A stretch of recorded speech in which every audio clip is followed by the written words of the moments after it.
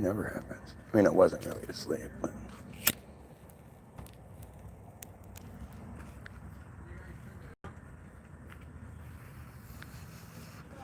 So why didn't Elon? Seems like exactly what he would do.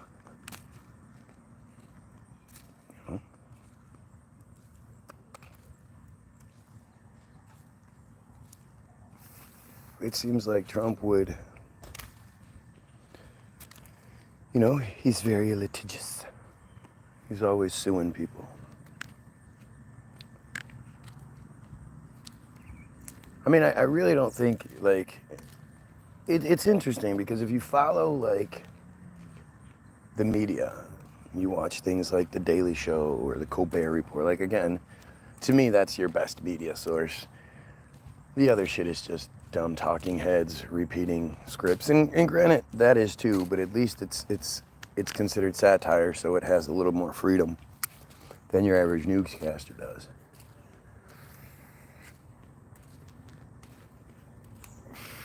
But there sure has been a lot going on in the last few weeks. And take it back to, prior to Elon dropping the bomb.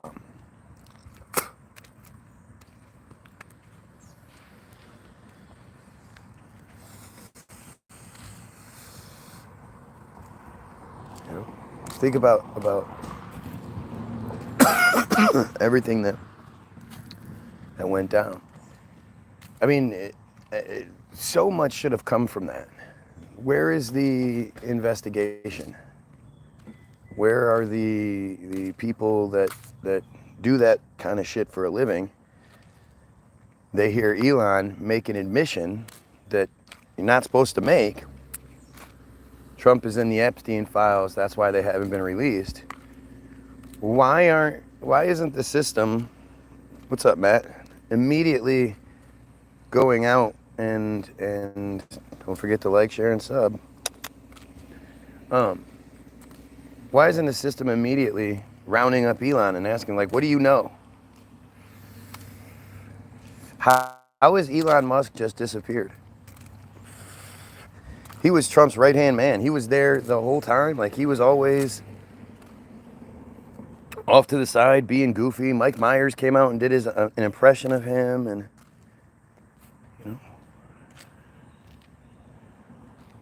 Musk ordered shutdown of Starlink satellite service as Ukraine retook territory from Russia. It just makes no sense. Do you guys not understand how ridiculous it is? Ukraine should not be able to put up a fight against big badass Russia. Your entire life, didn't you always hear, especially if you're around my age, wasn't it always there are two superpowers in the world? The United States and Russia. Russia's just a big badass, nobody fuck with Russia kind of shit. And then, in recent history, Russia hasn't even been able to take down Ukraine, not even Ukraine, Kiev, a town, a city in Ukraine. I mean, it's so, unbelievable. And yet, when you look at the whole history, the historical narrative, why we care about Ukraine in the first place is because that's where the majority of the Jews in Israel come from. That, Europe and the United States, but Ukraine has a huge J population. Huge, especially Kiev. And prior to the unprovoked invasion, that's what they call it. Officially, it's called an unprovoked invasion. When Russia did the unprovoked invasion, for 3 weeks prior to, Israel had 3 747, the biggest passenger planes possible.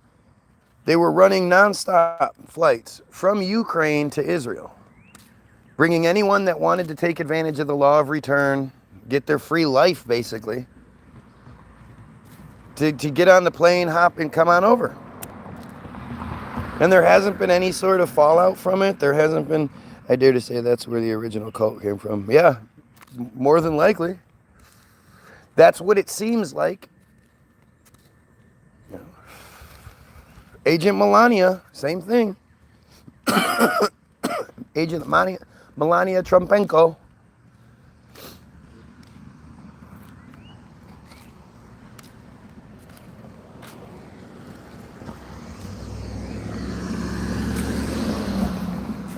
You know, it's a huge J population. You know, come to find out the Klitschko brothers are J. You'd think they wouldn't hide it so much. You never heard about it. The only reason I know about it is because I looked.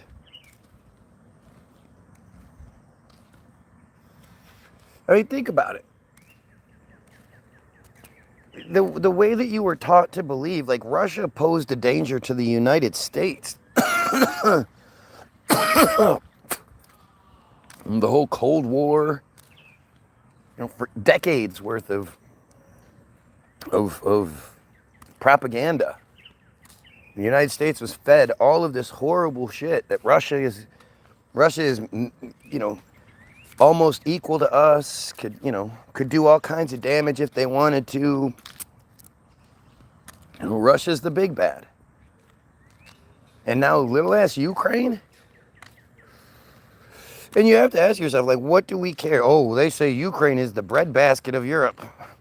Yeah, sure.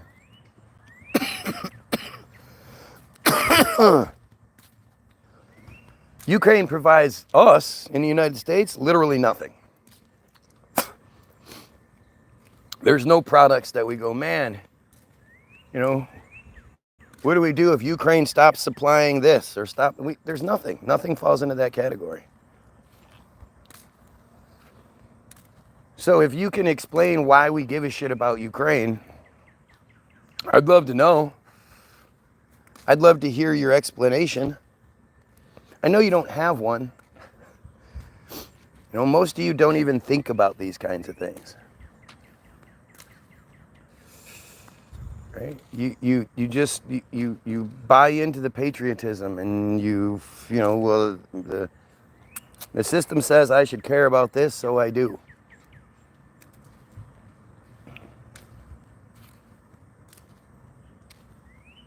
But think about all of the different, like, if we actually did, if we had access to it, we knew what to do. Like, I don't even know where to go with it, but to do a deep dive into Africa and all of the different African countries where there's genocide taking place, there's, you know, takeovers and wars and invasions and all this other shit. We don't care about any of that stuff. We can't even name it. I don't even know any. You know, I can't even talk about it.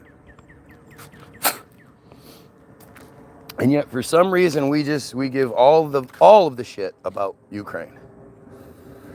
Supposedly giving hundreds of millions of dollars, although I don't know how much of that is accurate. And I do know it's you know, if you think we're giving Ukraine $200 billion, and on the side we say, okay, well, we're just going to give, you know, Israel $27 million. People are going to, or $1 billion. People are going to be like, well, compared to what we give Ukraine, that's nothing. Let's focus on Ukraine. But Israel was given like $150 billion between October of 2023 and August of 2024. All possible thanks to your slaving away hard work and tax dollars. We are slaves without physical chains. Exactly. They figured that out a long time ago. You know, the whole, I don't believe in the idea of slavery like they tell us. You know, it's just foolish to me. But when you think, like, as far as the historical record picks up, and, you know, the provable historical record shows us, we're all slaves. We've all been slaves.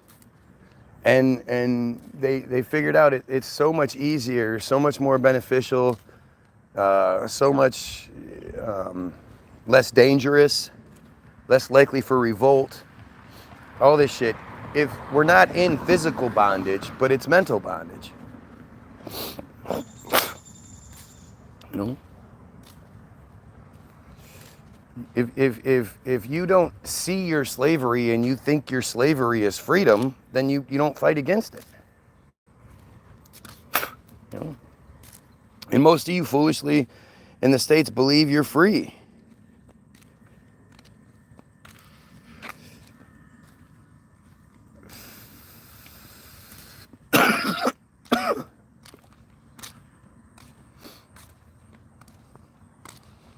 Man, both of you have to be sweating balls today.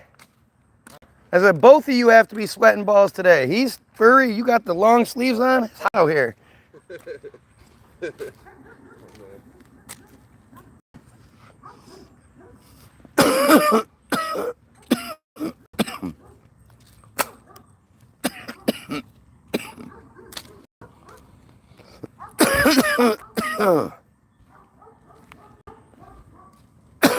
That dude was huge.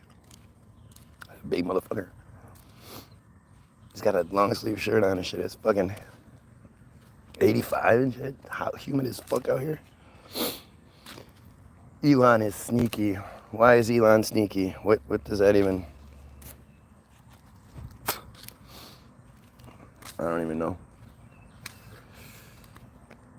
But like, when you look at it, like even stuff like, I was watching something about the Floyd Mayweather-Ricky Hatton fight. The breakdown. And they were saying, you know, at the time, Floyd made like $25 million off the fight after everything was said and done. Ricky made like 10 or something like that. But the fight made like $100 million. After everything was said and done. And you have to think, like, if the two fighters only make $35 million between the two, and there's another $65 million to be dispersed, who saw that? If only the people had the willpower to think critically. Very few still have that ability nowadays. I don't know. I refuse to think that way about us. I think we're supposed to think terribly about our fellow Goyim. Like my neighbor. My neighbor doesn't give a shit about any of this stuff. He doesn't talk about this stuff. This isn't his world. It's not a lack of critical thinking. He puts together fucking RC cars and shit. He lives a really good life, you know. He does what he wants to do, and he's clearly a smart guy in, you know, critical thinking and all that. He just doesn't choose to think this way. And I think the majority of us choose not to think about it because of that feeling of powerlessness. You know, it makes you feel weak. It makes you feel like, you know, almost hopeless. So there's no benefit to thinking about it. As a matter of fact, you've seen what happens to people like me who do think about it, who do talk about it, and that's not fun. You know, most people aren't going to set themselves up to get attacked. And it's strange because, you know, talking should never make anyone mad. If you don't agree with what I'm talking about, well then, you know, either express it, you know, express that you don't, why you don't, you know, your motivations, your thought processes, or leave. The only reason why you'd stick around here and you supposedly didn't agree or whatever is because I'm dangerous and you don't want, you know, you want to keep tabs on what people like me are thinking.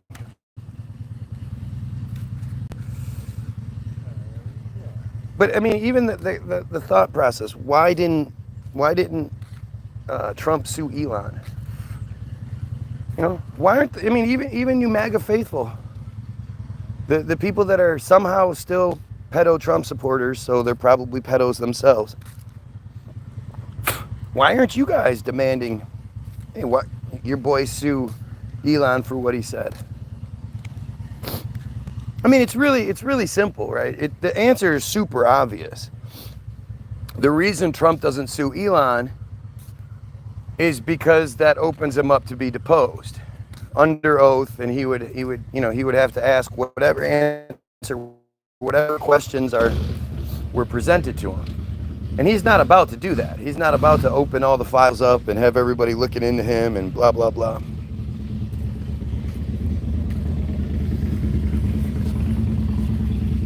And it's cowardly. It's it's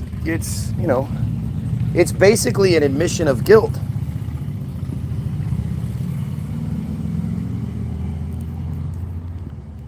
And it's crazy how it's been swept under the rug.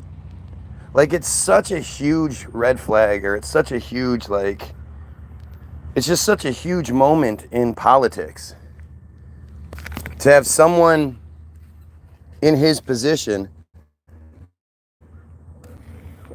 not just acknowledge, but make the accusation. Ask Putin. Yeah, I'm going to ask Putin. I'll do that. What do you think about the concept of money? Should the human race focus on getting richer? I mean, money is a control scheme. It's not a real thing. It's an absolute control scheme that is totally controlled by them. The value of money increases and decreases based on what they want. The reality is, money served its purpose, sure, but at this point we have the means, the technology, and the resources that money shouldn't be a thing. If our livelihoods were based on our contributions instead of how much money we had, what we could contribute to society, even if it's something as simple as you just raising the next generation of good people, or even being a good friend to somebody. If you know the guy that ends up curing cancer, and turns out he is this depressed motherfucker, but he's really smart, and you as his friend talked him off the ledge multiple times, you're just as valuable as he is.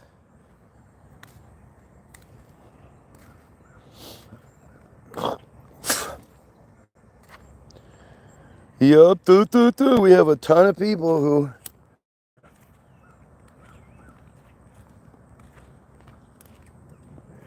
desperately want to talk about submarines, not the real issues facing all of us.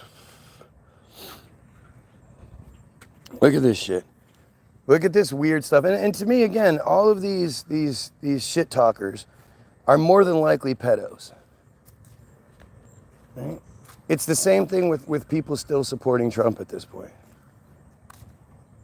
Sure, Trump represented you beforehand when Trump 2028, MAGA, whatever, was basically you acknowledging that you're a racist, you're a homophobic, you're sexist. These three things were really associated with that whole presence.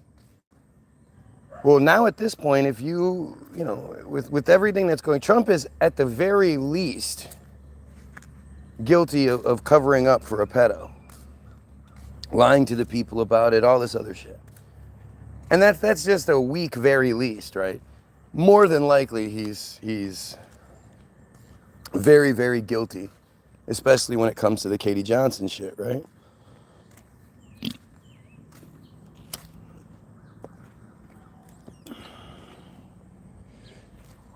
But for you, the fan, to not say, all right, that's where I draw the line, right? I'm still going to support this man, even though he's pedo affiliated. And it's so simple. Like, if you had a friend and you knew this person your whole life, and come to find out that this person was fucking with children, would he still be your friend? Would you be like, yeah, but he's a good guy, he buys rounds at the bar every once in a while? I would assume, if you're like me, that as soon as you find out somebody is a pedo, would eliminate all connection to them. You'd call the police. I'd call the police. If I could prove you were a pedo, you know, and I could get you in trouble, I would absolutely do it.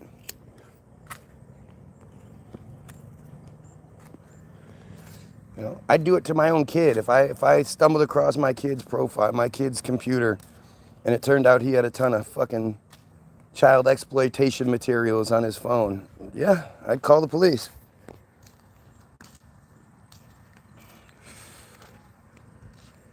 So you have all these random people who I'm supposed to believe are just okay with pedophilia. You've lost all your weight, all your power in this. You know, in our society, you can be racist. It's frowned upon, but you can be racist. You can be sexist. You can be homophobic. These are all things that you know, people almost completely openly come out and say. And it's you know, it causes division and whatnot, but there's always a huge support for that. And it's just like so many other things. Like on here, they're always trying to get me to talk about submarines, right? Well, submarines aren't something that if you say, I believe in submarines, you're going to get chastised for it. If you say, I believe the earth is round, you're not going to get chastised for it. These are things that you can say, you know, out in public, and the majority of the people will side with you. And funny, they'll attack the person that says the opposite. But you cross that line when it comes to children. There are no situations where you can be like, well, you know, on the right night, in the right light, children, you know, you can't say anything like that. Our society will immediately turn on you. And so you see that all the time on this feed where I'm trying to talk about this one thing, and the same people who disagree with me apparently on everything else, on Earth shape, on the genocide, the J control scheme, you know, any of these things that we've mentioned that it's okay to say. Equality, racism, sexism, homophobia, all that stuff. They'll do their best to try to switch the topic to something along those lines, because that's something they can defend and not look like pieces of shit. They can't come on here and defend who they really are. And I really don't think people understand just how prominent the pedophile situation is. But it's really easy, actually. When you don't just put your head in the sand, which is something that ostriches don't do, by the way. I don't know where the hell that came from. But for some reason, that's not a thing, even though we all think they do. And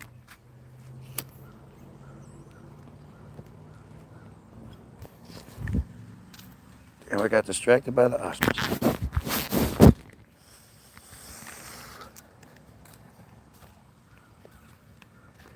But you know, you're seeing it everywhere you look, where these pedophiles are desperately trying. Oh yeah, that's what I'm saying. So when you look at the things like YouTube, the platforms that exist, YouTube, Facebook, a bunch of other ones that I don't know about because I'm old. There are pedophile hunters on all of those. There are certain pedophile hunters that are exclusively on certain platforms, Patreons and whatnot. And then there are, you know, there are some that will have their videos cross posted. But there are some that won't even use YouTube because the restrictions and shit are so high. But if you just base it off of YouTube, if you just look up pedo hunters on YouTube, I mean, I can name like at least 10, you know, that are consistently doing it. Chris Hansen, you know, Chris Hansen does the sting with the police, And every time they do their 3-day stings, they catch like 30 people. You know, they're catching people left and right. Sometimes they're catching people so quickly they can't even do the interview because the next guy has arrived. And these are the people that are just, you know, I wouldn't say they have the most balls. I'd say they have the highest compulsion. They're compelled to go to this situation knowing that, one, it's wrong, but two, that there's a chance they could be walking into a sting, and they still go anyway. That's a compulsion. Those guys are the smallest percentage. The ones that actually get caught are the smallest percentage. And if you look at the behind the scenes for any of those guys, they'll flat out tell you, you know, the Alex Rosen, Gordon Flowers, you know, every profile that they put up is almost immediately hit up by hundreds of different people trying to talk to the 13-year-old, 12-year-old, whatever.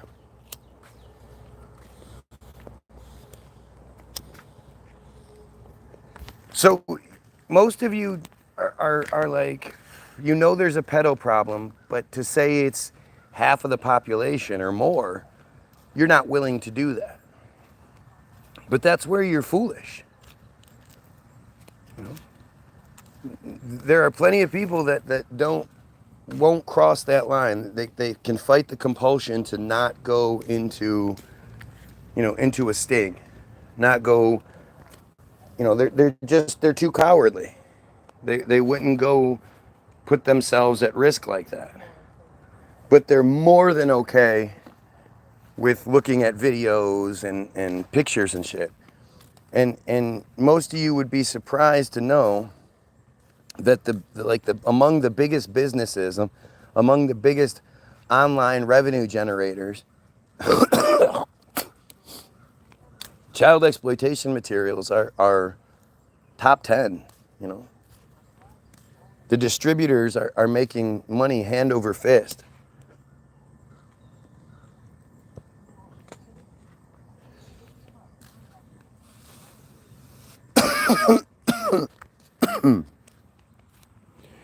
Do you agree it's on both sides and very much part of the royalty world tried to... Of course it is. It's not a whether I believe it or not. Like, it's the truth. It's been established time and time again. You know, the whole Prince Andrew, well, I didn't sweat that year. My sweat glands had stopped working.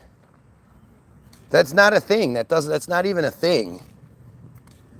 And the fact that the reporter just let it go, didn't say, what are you talking about? We have pictures of you from that exact same time frame where you're sweating like a fucking pig. You know, she's in the know. She's just doing her job. It's supposed to look like she's, you know, digging deep and asking the tough questions. But when she got the worst answer possible, she just let it go. She just let it slide. I mean, it should just show you that they control both sides, basically. That they control all sides. You know, when you're watching the interview, they're never gonna let someone like me interview fucking Prince Andrew. Someone who doesn't acknowledge his princely authority over me. What the fuck is a prince? Who gives a fuck about a prince and a king? And that's all bullshit. Fuck do I care what you call yourself? You're a human being just like me, so we are on equal playing fields as far as I'm concerned. Do you think they'll give Maxwell a pardon? Yeah, of course they will. I'm surprised it's taken this long.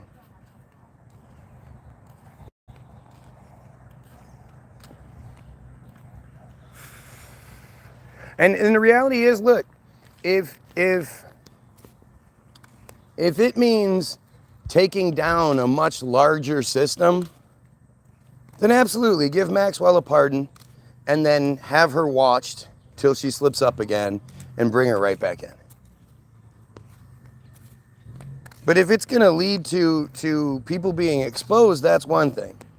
The only way she could get a pardon is if she exonerates the president, which that then means something completely different. But she's, you know, she's going to say what she needs to say to get out of the situation. And the whole nonsense behind it is just, what do you mean? So are we to say that Ghislaine was there 100% of the time? And if she says, what, I didn't see Trump engage in anything, that means he didn't do it. How does that exonerate him? Oh, well, Trump's not on the list. Or Trump wasn't. Like, it just doesn't matter. At this point, he is not best buddies with this dude who's doing these things and says all the things he says and sends the birthday cards and all these other crazy fucking things because he's innocent. As far as circumstantial evidence goes, he should absolutely be, like, at the very least, he shouldn't be allowed to still be the president of the United States. This is insane. Imagine if any job you've ever worked at or anything you could think of, come to find out the CEO is embroiled in a huge pedo case that you know, basically makes them seem guilty. And like, your store would be boycotted. You know, no one would shop there. Like, your employees wouldn't want to work for you until you could exonerate yourself and prove that you're not at all associated with this. Your whole image would be ruined, and even afterward, because people would still think, well, he got away with it somehow. He wouldn't have been charged in the first place. It's like that recorded conversation of bonding leaking, saying there's videos of little kids that was leaked by design. I mean, I think a lot of that is for sure.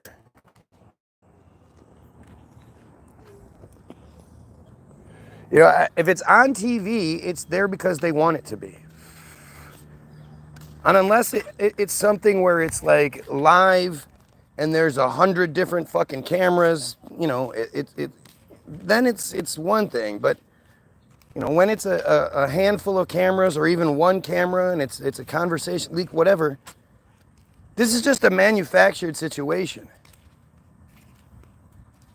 You know? You'd be surprised, like, if you like you see the president giving their briefs in the certain room with the flags and all that. If the pomp and circumstance isn't in the room, it's just a set. It's just another film set. But because, you know, the importance is implied, you essentially give it to it. Why would there be a list to begin with? Why would criminals name lists and names correlating to today's crimes? Exactly. It's as stupid as the Kavanaugh calendars. Well, you know, I didn't rape her because on my calendar here it doesn't say I raped her. And that story sure did go away quick, didn't it?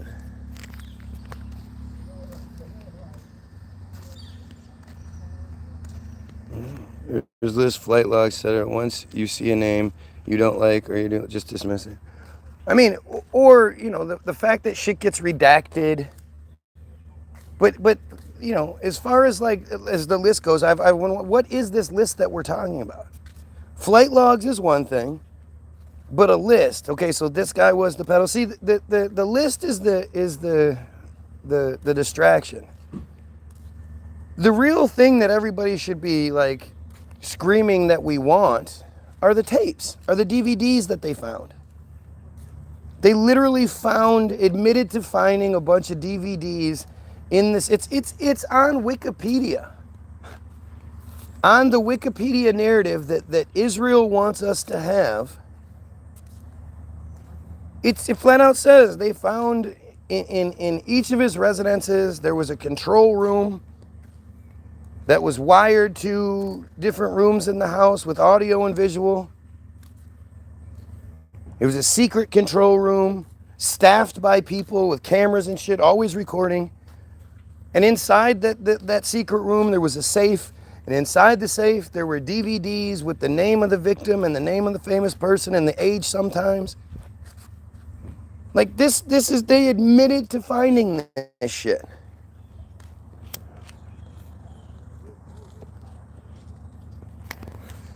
I love how people say like pre-programmed bullshit. Like they, oh, coping. Like I'm supposed to be like, what? I'm not coping. You're coping. Blah, blah, blah. Like, who was the first person to say coping and it worked and it made someone upset? Obviously, if you repeat it, it worked on you, right? Somebody said it to you, you got all upset and you thought, okay, I'm going to start using this on somebody else from now on. But it's those little things that get thrown into the mix that then the bots, the avatars end up saying. And it shows you like again, I guess this person is like, no, I'm okay with pedophilia. I don't mind kids being raped, shit like that. Like that's all you're doing. The videos is what I see as the list. Yeah, but that's not what you hear. That's not what they say. You don't make lists incriminating selves. Why would there ever be a list? It's the same thing as why there's always a manifesto. Every time the news, every time the system wants us to focus on a shooting, that person has made a manifesto. For what? For what? That just, and they all know to do that? That just seems really strange. Of course, not Thomas Matthew, or did Thomas Matthew? I think he did have a manifesto. It just wasn't released.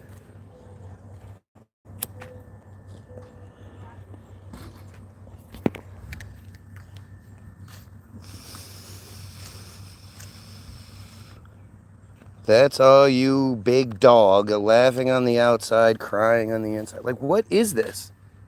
I'm so confused by this angle. Is this a person who really thinks like, I don't understand. You come into the feed basically acknowledging that you don't care about pedos and stuff, and so how is that on me? You're a piece of shit. We get it. You like children. We get it. Epstein was framed by the Clintons. Right. Augo, what's going on, man? What's the latest in Augo's world?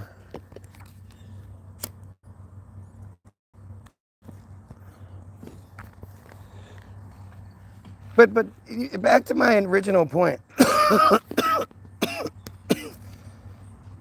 If super litigious Trump, the guy that just got $16 million from Paramount, suing Rupert Murdoch, he's suing over election, broadcasting bullshit.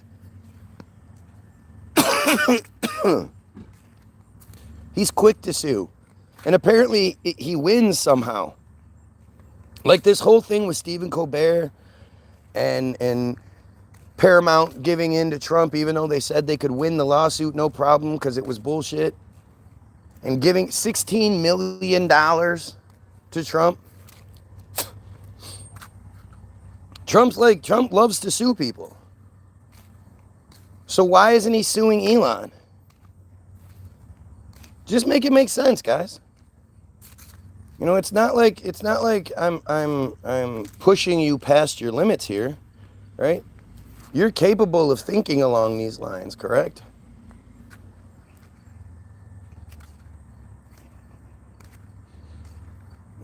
You were defending Trump again. I was way off base, and I apologize. Appreciate it. Yeah, there is no defending Trump. That's what I want to know. Like, I'd love to hear from the Trump supporter. What has he done that's so spectacular that you're like, yeah, well,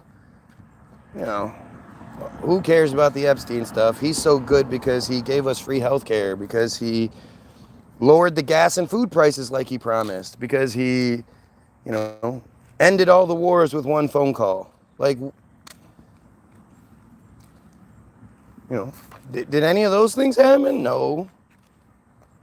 So what is it that makes you overlook this really significant aspect of things?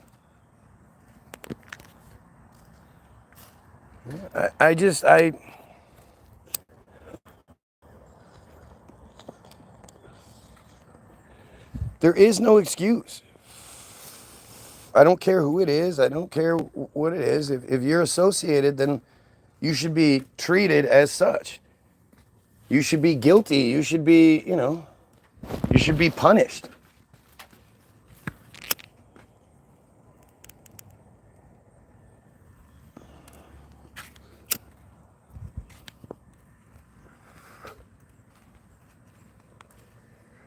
But why do you think Trump hasn't sued Elon?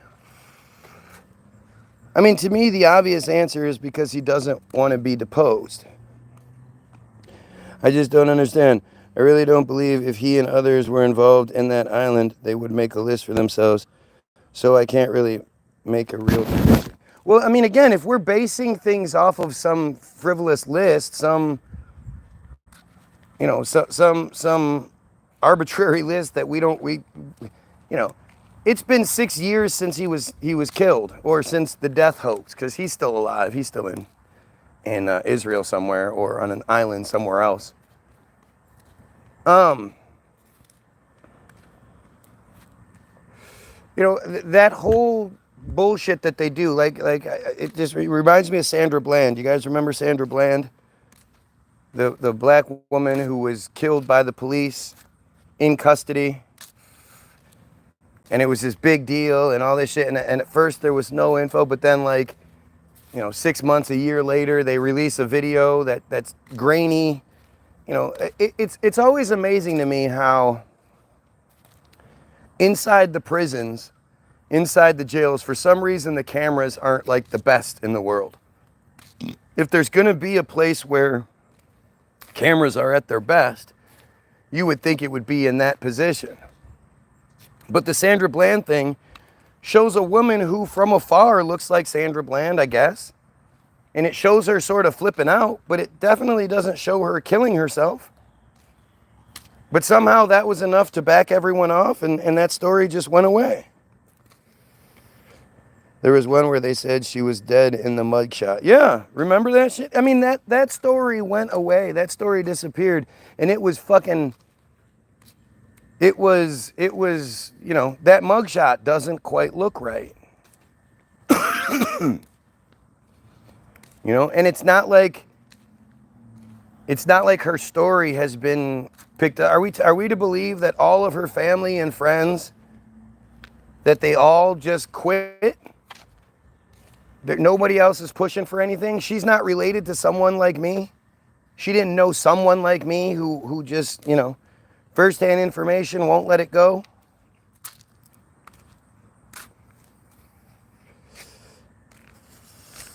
Oh, well, if you're going to report streams with your 11 years and 15 subscribers, we can just fix it for you. There you go. Netanyahu reminded him a few weeks ago and gifted him his golden beeper. Yeah, pretty crazy, huh? And then the next day, the bombing happened, right? Isn't that how that works?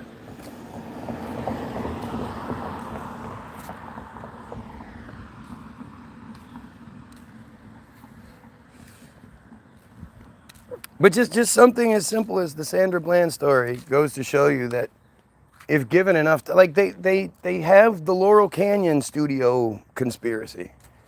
If you don't think the system has technology that rivals Hollywood so they can make fucking videos and shit, you haven't been paying attention. These aren't conspiracy theories hidden away, deep dark secrets. All you got to do is look into it. Just look into it.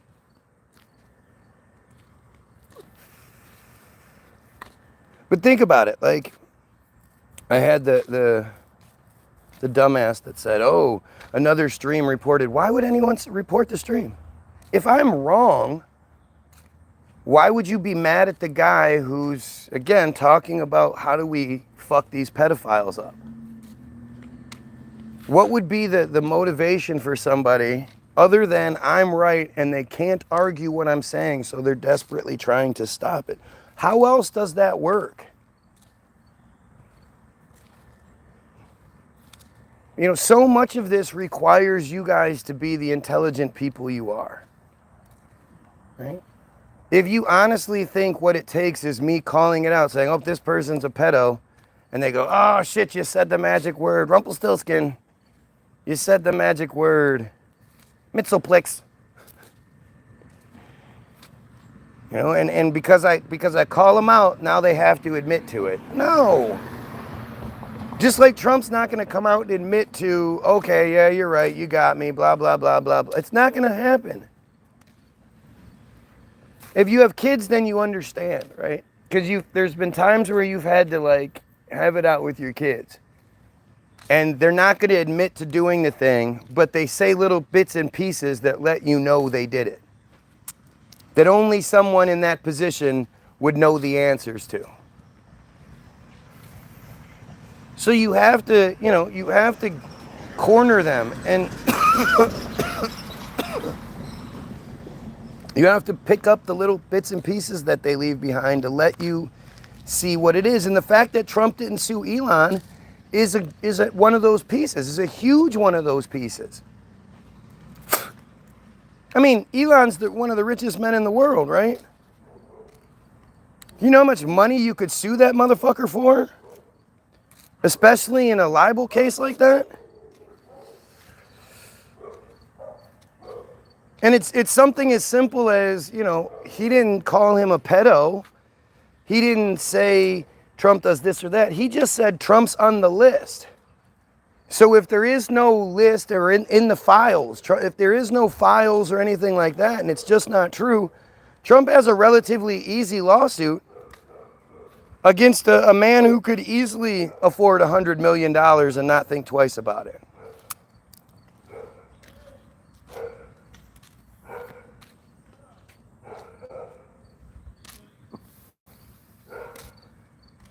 My best friend, literally, builds submarines. Oh my God, let's talk about that instead. That's more important, sir. Your belief in submarines is way more important than why didn't Trump sue Elon. And you see, it's these kind of arguments that get made that seemingly shut the feed down. Right? The system starts going, fuck, there's nothing we can say or do to shut the feed down. We can't argue with what this guy's saying, so let's just fucking shut it down. It's all so obvious. What if everybody was asking the same question I am, which is the last thing they want, right? That's the worst case scenario, is everybody starts asking these same questions. Why didn't Trump sue Elon? Oh, it's because you're making sense right now. I'm always making sense. And no one wants to argue because they can't argue. There's a big difference. At this point, it's all of their tactics have turned on them. And at this point, right, like if you're somebody that literally like sets alarms and shit so you can come to my feed and try to disrupt things, you're outing yourself. You're outing yourself as a pedo. Now, granted, most of you are using fake profiles and shit. But it's one step closer.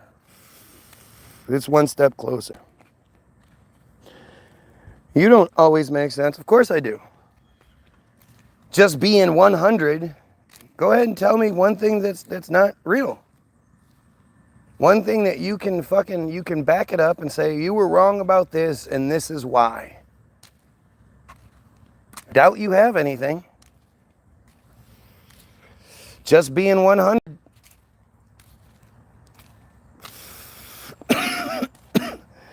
It's that delusional dude again, yep. I'm delusional for thinking we should out and kill pedos. Who is going to say that? Who is going to support after everything that's come out recently? Who is still going to support this piece of shit? Who is going to come to this feed and clearly they've been here before?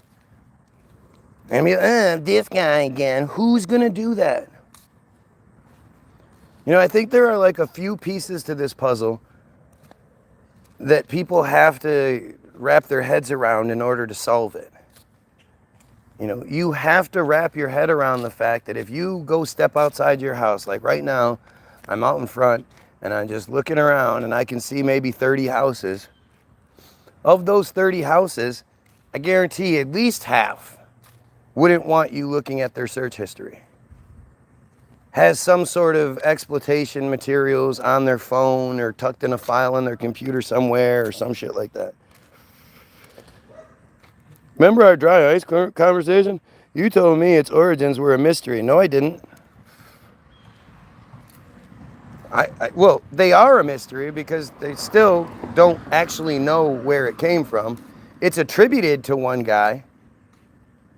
But to just because the narrative we're given says something doesn't mean it makes sense. At the end of the day, dry ice is created by refrigerating things, by bringing things down to an extremely low temperature. Well, how did they bring things down to extremely low temperatures to create the dry ice in the first place? This is one of those things where, you know, chicken and the egg kind of situation, but you just don't know what you're talking about. And I proved you wrong. Yeah, you didn't prove shit wrong. What? How did you prove me wrong about anything? You just copy and pasted what Wikipedia says, like that makes it true. Wikipedia is the truth they want us to know, but that doesn't mean it's true. And the fact that you're not able to do the simple, like, you know, put it together. If it takes refrigeration, extreme refrigeration to create dry ice in the first place, what were they using to create this extreme refrigeration in 1830?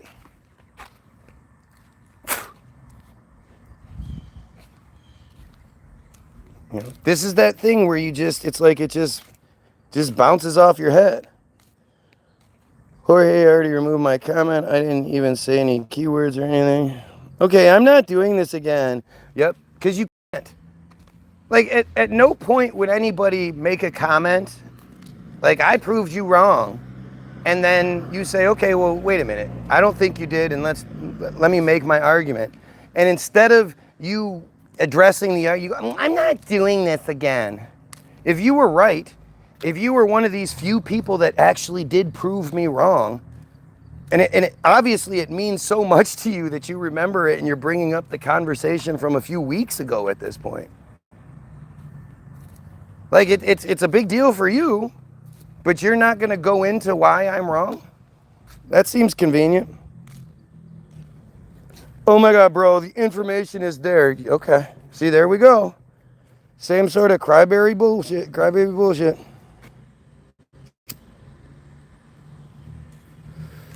I showed you that capable of, right. See, now we're going back to this thing.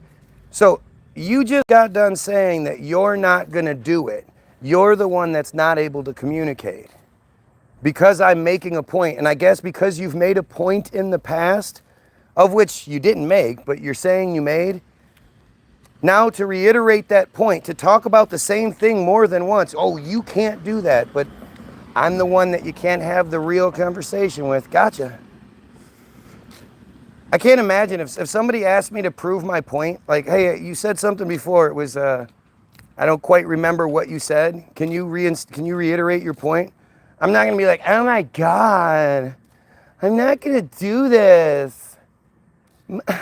Come on, especially if I'm the one that brought it up to begin with. I just brought it up, but I don't want to talk about it. Like, I'm not going to cry about it. Yeah. See, there you go. You already did. It's the blah, blah. So again, this person is capable of saying multiple sentences at this point, multiple comments, but not one comment to back up what's being said, or even answer the simple question of where does the refrigeration initially come from. You're not going to answer that. You're just going to make this statement that you proved me wrong, and everybody should just believe you because obviously, you know, you're super smart. Oh, now he's attacking Matt. All of this instead of just answering the question one more time, because I already did it. Fucking stupid, man. It's amazing how the stupidity always manifests itself in the same fucking way. It doesn't matter what the subject is. The stupidity is always the same. You know, I said it before. I'm going to come watch this feed every day, and you're going to talk about the same things all the time. And I finally get something that can prove you wrong, but I'm not going to say it twice. I'm just bringing it up. Funny how that works. Created by compressing and cooling. Oh, right. Created by compressing and cooling carbon dioxide, which turns blah, blah, blah, right? So you want to overshoot that first part. How do you compress and cool carbon dioxide in the 1830s? This dumbass is literally copying and pasting from Wikipedia and not able to understand, like, they're making the point for me. Right? If the first part is that they compressed and cooled the gas, they compressed and cooled carbon dioxide of all things. We're talking about 1830. When you think about 1830 in your head, do you think about a factory that can compress carbon dioxide and cool it? What was the refrigerant being used? What was the process being used to cool the carbon dioxide? And carbon dioxide has to be cooled to like minus 75 degrees Celsius or some shit. It's a crazy, crazy cold number for it to condense into the solid form, because carbon dioxide sublimes, meaning it goes right from a solid to a gas. There is no liquid form at our Earth's atmosphere. Like, it's too warm, and the atmospheric pressure or whatever just isn't right. So under the right conditions, you can turn carbon dioxide into dry ice. So how were those conditions created to begin with? My father was a Navy guy. Sure he was. And don't ask me where refrigeration comes from, because if you do, you'll make yourself look stupid. Oh, didn't I already say that a million times? Yep, see? Look at this shit. Look at this crybaby shit. First observed by the French chemist, blah, blah, in 35. Legend has it he was simply observing liquid carbon dioxide in a metal canister, watching it evaporate. Right, you're literally copying and pasting, but not smart enough to break down what you're talking about. Observing liquid carbon dioxide isn't possible.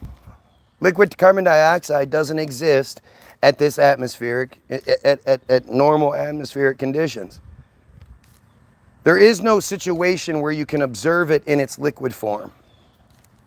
You would have to have some sort of clear container that was able to hold immense compression and a temperature of minus, 50 degrees Celsius before it got to the hard state. And see, this is one of those things where, again, notice how if somebody tries to directly address what I'm talking about, I am going to engage. I'm not going to cry and say, oh, well, I already said that. I'm not going to say it again. I'm not going to avoid it. This guy's making no points whatsoever. And he's just copying and pasting like that is, that's what's, we can all look up that stuff. I could literally look it up right now, the same thing he's looking at. Still doesn't explain the initial process of it. Notice a solid block of dry ice. Yep, you copy and paste really good. You acting like that's such a hard process to freeze. There are many ways. Go on, give it to me. 1830s, and in a climate similar to where I am right now. It's not like they were up in Alaska somewhere. 1830s. You go ahead and you keep going. She's proving the point I made and yet tells me I'm speaking nothing. What an ignorant audacity. Sounds like a child putting their hand up in front of you when you speak. It's so goofy. I didn't realize it was a female. Makes more sense now. Hate to admit it, but it makes more sense now. Arrogant females, man. Arrogant females with the chips on their shoulders, and they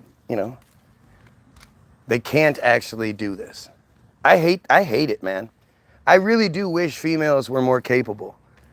I really wish that females wouldn't come in here and consistently play the dumb girl role. But it just happens so frequently that it's hard to dismiss it. You know, I did. I proved you wrong. I don't want to like think about the initial part of this. You know. You know, first we steal the underpants. Step 2, I don't know. Step 3, we take over the world. Well, what about step 2? I don't want to talk about step 2. You know, it's just so stupid. It's amazing that somebody would actually, like, put themselves in this position, right? You put yourself in this position to be roasted, and you know, you're like mad that somebody sees it. You're sitting here copying and pasting things that you're refusing to look up, to break down. It's fucking crazy. You can see it going from liquid to gas as a white cloud. No, it doesn't go from liquid to gas. See, again, this is one of those fucked up weird things where, like, people are arrogantly going to act like they know about dry ice. Oh, my best friend makes dry ice. They all act like they just did a research paper on dry ice. They act like they've looked into it more than I have. And they're just sort of spouting out nonsense. And you just wonder what motivates people to do that. When I drive down the road and been there, a crackhead's talking, yup, this is what it is. Dry ice was created in 1935 by a French scientist. No, it wasn't. See, again, stupid shit. It wasn't created. It was first observed, apparently. It had clearly existed for a lot longer than that before somebody actually observed it. But see, this is where stupidity comes in. And it's funny, too. All of these same people that are like, let's have this talk about dry. When it comes to we should kill pedos, when it comes to we should end the genocide and end the J control scheme, they have nothing to say. Nothing to say. Yeah, too dumb to figure out it never happened. Yes, good job with the info. Look at Sammy Sue is just can't stop. Typical female. Not gonna go, like if Leah's here. Leah is one of the few non-typical females that I've come across. If Leah was here, Leah surprised me. One day Leah was talking about, you know, she just started getting into the thing where, you know, how you spell things matters. You know, instead of saying I went to the store, EYE went to store, like you know, that whole weird conspiracy theory, speaking spells and all that bullshit. And she said it, and I was like, yeah, you know, I don't buy into it. I think it's just another distraction to make it more difficult for us to communicate with each other. Takes a bunch of your energy, you know, blah, blah, blah, blah, blah. And she was like, holy shit, I hadn't thought about it like that. Yeah, I'm done. I don't need to read anymore. And it was like, it was interesting to challenge a female like that and have them respond normally. My wife yesterday said I was lying about something. And when I was like, I can actually prove to you that I'm not lying. Like I can. She's like, oh my God, that is just sick. Somebody tells you that you're wrong and you just want to prove it. I was like, no, somebody tells me that I'm lying and I want to prove it. And if you're saying I'm lying and I'm saying I can prove myself not lying, but you say I am, shouldn't you be like, go ahead, prove it, you're gonna fail? Why would you encourage the person not to prove it if you think that you're right? Of course, this is female logic, right? Right, I have to explain every single detail.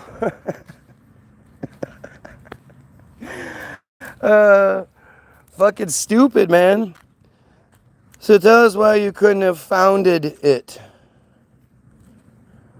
It wasn't possible at the time. Please tell us why it wasn't possible at the time. It's 1830. That's why it wasn't possible at the time.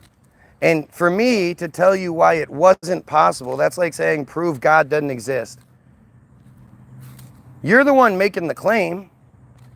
You're the one saying that this happened, so you're the one that has to prove it. But the fact that you're like, oh, it's just details. Why do I care about the details? I just believe the story. That pretty much says everything we need to know. Right? The details are the most important bits. If the only reason details don't matter to you is when you want to know or you want to believe the thing you're talking about. Right?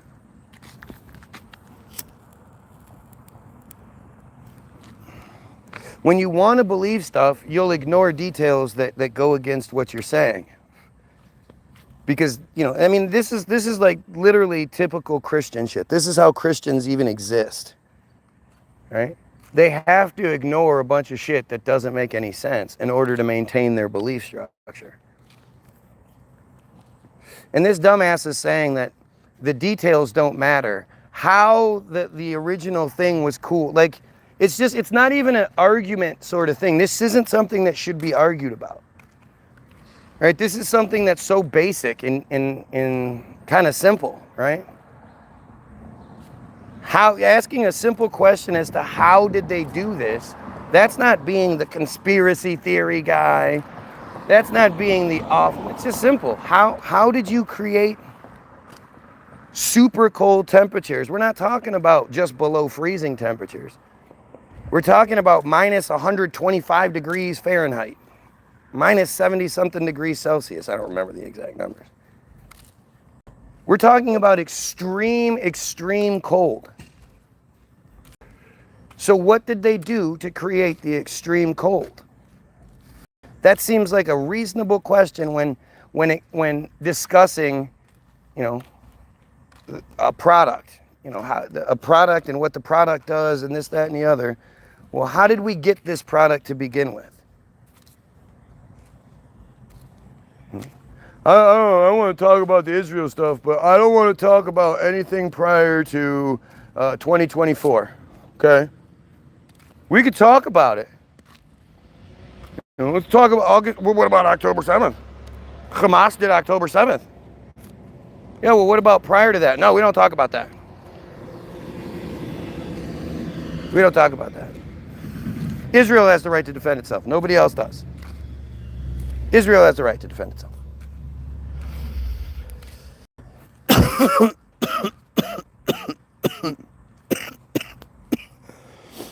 Now you're going to talk about harvesting natural ice? Do you think natural ice can cool things to temperatures to minus 70 something degrees? Like, look at how desperate you are right now.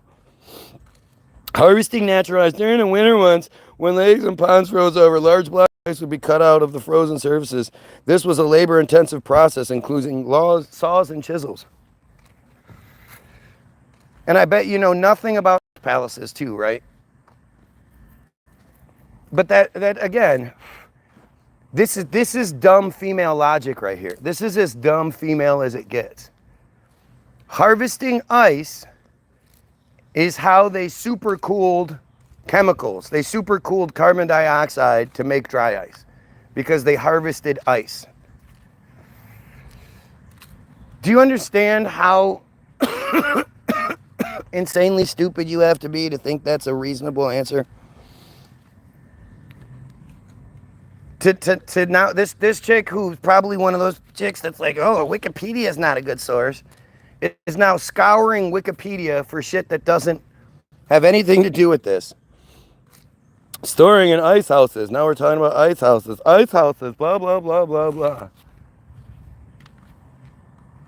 Like, I appreciate this. Right? I appreciate this level of stupidity.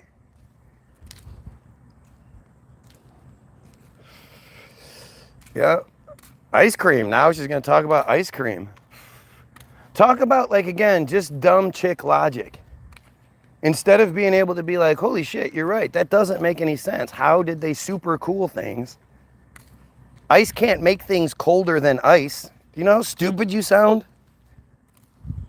The base temperature of ice is the coldest the thing can get around it. But hey, at least we're not talking about Epstein and the genocide anymore, right? Like, you can see how these profiles desperately try to change the subject. And the only reason I engage it is because it was literally a legitimate challenge. So somebody's saying, because it's always this bullshit that I don't address things that are said and all this other crap. And again, this person's saying that they said all these, this person is the one that initiated saying that she proved me wrong somehow. I'm still not even sure what the proof I was wrong on was. Oh, that how dry ice became, it was a mystery. It's still a mystery.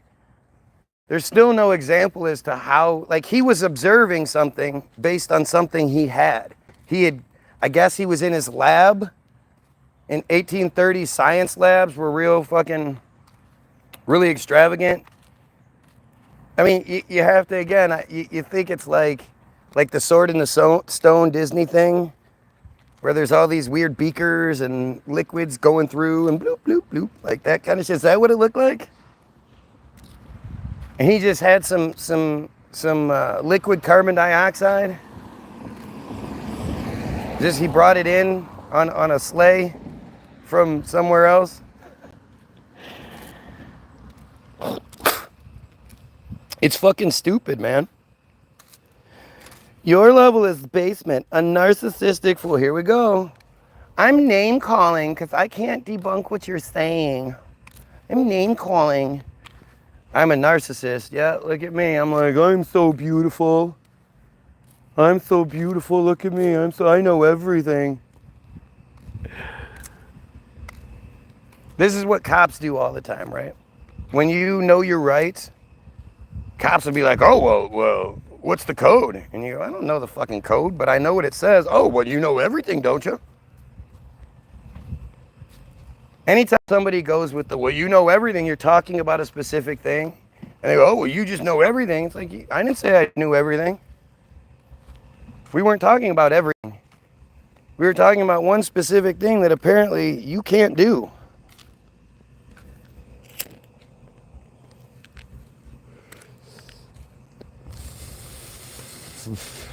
In essence, before the widespread adoption of artificial refrigeration began in Atlanta, the ability of freezing low temperature was largely dependent on harvesting naturally occurring ice and storing it. See what I mean? Like, this is just stupid. She's actually like tripling down now on the stupidity. Seriously. Like, is it because you're just a dumb girl you can't understand that we're talking about temperatures much lower than what ice is capable of creating? Like, you seriously can't be that stupid, right? Like, you really understand you're making females look really, really stupid here. Deflecting. How am I deflecting? Do you not understand that ice can't create temperatures 100 times lower than freezing? Or whatever. I don't know what the actual math is, because I don't know everything, because math isn't my strong suit. But when you're talking about freezing being 32 degrees, water freezing at 32 degrees, and then you're talking about temperatures at like minus 70 degrees Celsius, over minus 100 degrees Fahrenheit. These aren't temperatures regular ice can create. And it's like, I really don't know how else to put this. Like, how else can I make it more simple than that? Like, if you take an ice cube and you put it on your skin, it's not going to lower your skin temperature down to below what the ice cube is. If you put ice cubes in water and they could lower the temperature to below what the ice cube is, then all the water would just freeze. That's just not how things work. Things work.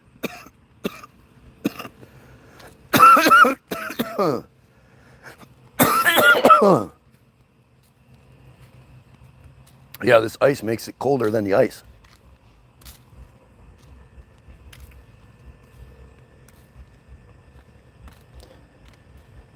Jesus says it's flat. Only ignorant people make consistent, baseless accusations. That's all it is, man. And it's crazy. Like, you know, look at the oh, go figure. The Jesus guy has a problem with putting shit together scientifically. The firmament is a dome, indestructible dome. But again, these aren't the things that matter. Why do you think these, I mean, I said it earlier, right? In this society we live in, if you go out in the middle of the fucking street and you say, I believe the earth is round, nobody's gonna say anything. If you go in the middle of the street and you say, I think vaccines are good, you know, you might get somebody that says something, but for the most part, the herd isn't going to attack you. You know? If you say you don't believe in Jesus, well, that's a whole different story.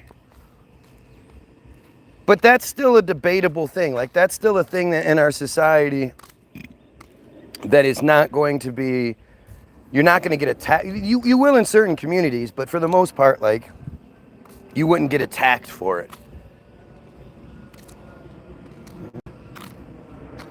Insert third thing here. You could go out in the street and say third thing.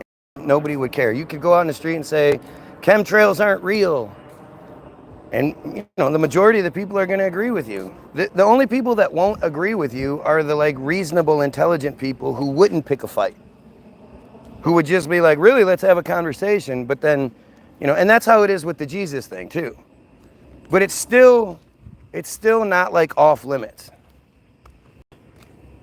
The one thing that's off limits is if you walked out and you were like, I'm a pedo, I think fucking raping kids is okay. Like, if you came out and said that in the middle of your street, you'd be lucky to make it off your street. You know, somebody is going to attack you. So the fact that these guys are sitting here trying to get us to talk about everything but one thing, you know, and that's the thing that you know, you're going to defend what you believe. You're going to, you know, you're going to support what you believe. And we all know, anybody who's not a pedophile knows that as soon as you find out someone's a pedophile, they're not your friend anymore. They're not your, you know, you're going to have a real issue with them. By the way, if you're watching, like, share, sub.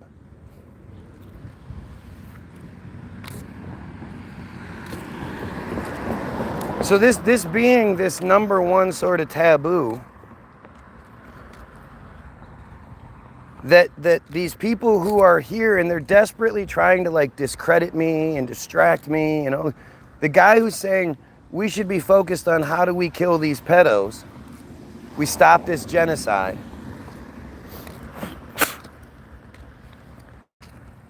These people are here trying to not talk about that. Who's gonna not want to talk about that?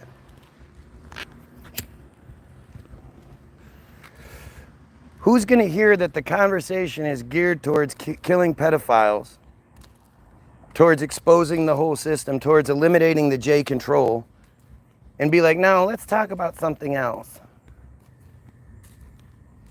You know, they're trying to make this feed more manageable. And the Earth shape argument is a manageable one. The submarines argument is a way more manageable one because nobody questions the legitimacy of submarines.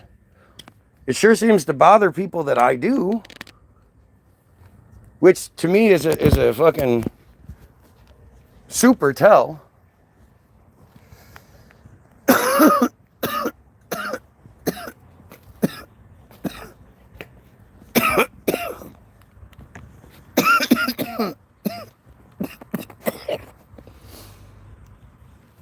But to me, especially like in this kind of position, right, where you're completely anonymous, nobody knows you, other than the groups that are involved here, but nobody knows you. You could literally say anything you want here.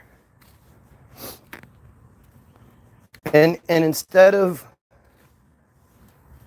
saying the right thing, you know, they constantly want us to talk about something else. And I don't know, you know, Like there are times when I am going to go into things. The dry ice argument hasn't been brought up very much. To say that you proved me wrong and then engage in it, that was interesting. But it's also an exercise. It's also an example to the people watching. Like, this is how stupid they are. This is how desperate they are. And this is their way of arguing. This person wasn't making up arguments. You know, this person was copying Wikipedia. The thing, every time I read it, I'm bad for reading it. You know, you shouldn't read Wikipedia. Even though Israel completely controls Wikipedia.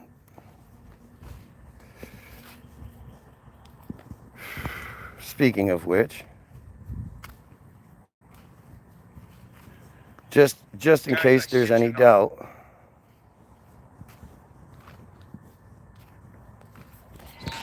This is the IsraeliNationalNews.com.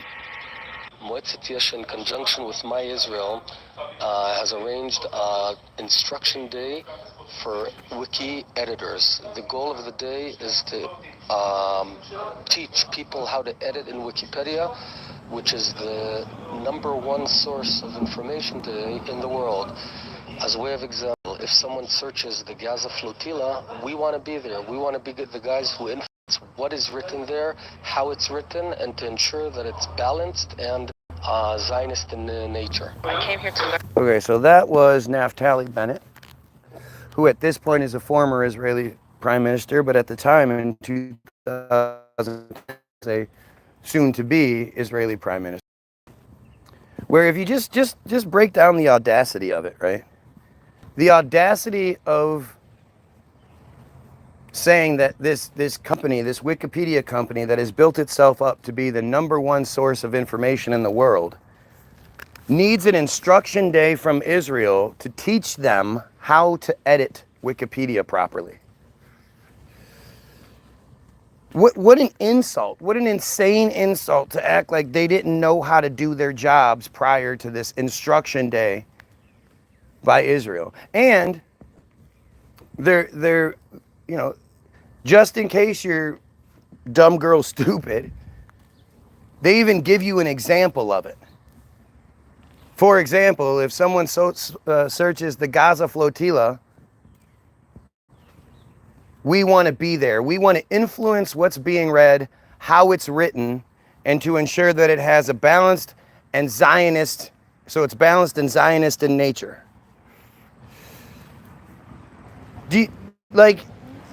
I say it all the time, but I don't know what else I could give you to provide you more of a holy shit proof. Anyone with half a fucking brain should see that video and just be shocked. Because imagine if it was North Korea, a North Korea representative. Imagine if it was China, Russia, any of these other countries, these stereotype countries we're supposed to be scared of. If it was Iran, imagine if Iran had done it.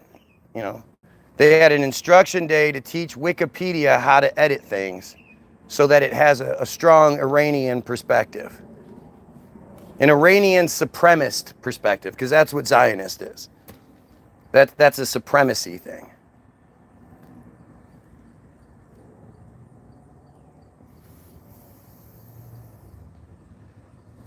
I want to look at something. And again, look at how they're trying to change the subject. Why isn't anybody engaging with what I'm saying? This is interesting. You should come do a sit down. I want to know what else is rattling around up there. Well, I don't know how I'm going to come do a sit down anywhere. I would happily do an interview with you through a FaceTime type of a situation. But you can easily see what's going on. So the Gaza flotilla, I'm really interested. Is this the thing that was Ken O'Keefe? Let's find out. So this is the thing that, I guess we should do two things real quick. So for all of you I just proved to you that Wikipedia is the #1 source of information in the world, and it's what they want us to know. I don't think Wikipedia is 100% true by any means. But according to Israel, Wikipedia is the narrative that they want us to have. So when you go to Wikipedia, and I know a lot of you hide behind this idea that anyone can edit Wikipedia. They can't. First of all, there are pages like the Gaza flotilla raid that are completely locked. There is no editing. But even the pages that are able to be edited, if Wikipedia just allowed anyone to come in and make an edit and there was no policing mechanism in place, they would destroy themselves. Because all somebody would have to do is go to the page, click edit, click select all, click delete, save it, and then go to the next page. And Wikipedia would be in tatters. You know, get 100 people to band together to just keep going. Delete as many pages as you can before Wiki catches on. And they're going to have to type all that other shit back out. No. When you make an edit, it's flagged by the system. The fact checkers, the editors that Israel taught how to edit at their own facility, then check it to see if it has a balanced Zionist perspective. And if it does, then they keep it. If it doesn't, they remove it. And so when you're wondering what's going on my feed, I'm going to explain it to you real quick. Team Jorge just got hit by a raindrop. Team Jorge is just one Israeli black ops organization. Just keep that in mind as I read this. This is just one. They have hundreds, if not thousands, of black ops organizations just like this. This is just one of them that was caught. Team Jorge is the name given to an outfit of Israeli contractors specialized in the use of malign cyber activities, including hacking, sabotage, and bot farm social media disinformation campaigns to manipulate the outcomes of elections. Now, keep in mind, the trolls that are here every day know that I'm going to read this page at some point in my feed every time. Why don't they, if anybody can just go edit Wikipedia all willy-nilly, why don't they ever go to this page and edit to say something like Guy Williams is a dumbass or something like that? If anybody can do it, you'd think they would do it by now. The group was exposed in February 2023 after an award-winning undercover operation by journalists from Israel and France as part of a consortium of investigative journalists coordinated by Forbidden Stories. And really that investigation involved organizations from France, Germany, Indonesia, Israel, Kenya, Spain, Tanzania, and the United States. That's part of the consortium of journalists.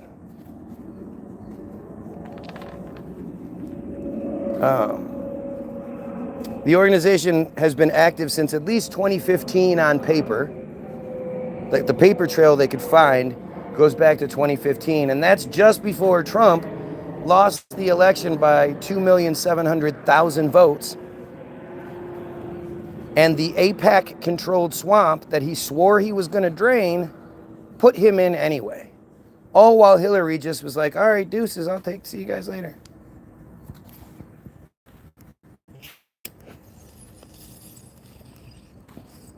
You've never been shown a lick of proof that Russia interfered with the election.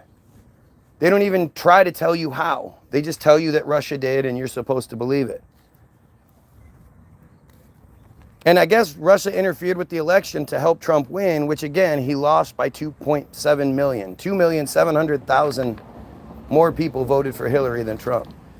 So I don't know how Russia interfered or fucking did anything that really matters, but since 2015 and boasts of having manipulated 33, for those of you who know 33, you know, elections worldwide, many of them, meaning at least 4, were in Africa, so don't worry, white people in America. They weren't manipulating the US elections. And in 27 cases with successful results. Out of 33 presidential elections that they meddled in, they were successful 27 times. You know, if you use the baseball reference, if a guy hit the ball 27 out of 33 times, whatever that percentage is, they would be the all-time greatest hitter. It wouldn't even be a question. Most baseball players, the best baseball players, hit the ball 3 out of 10 times. 27 out of 33 is huge. So that level of success is just unprecedented. And we're talking about one individual black ops organization specialized in manipulating presidential elections. Who knows how many more of these organizations existed doing the exact same thing? But this is just one organization bragging about 27 out of 33% success rate. If this doesn't interest you, or you're trying to change the subject or whatever, you don't think this matters, this is not the feed for you. You need to go watch Barney or something.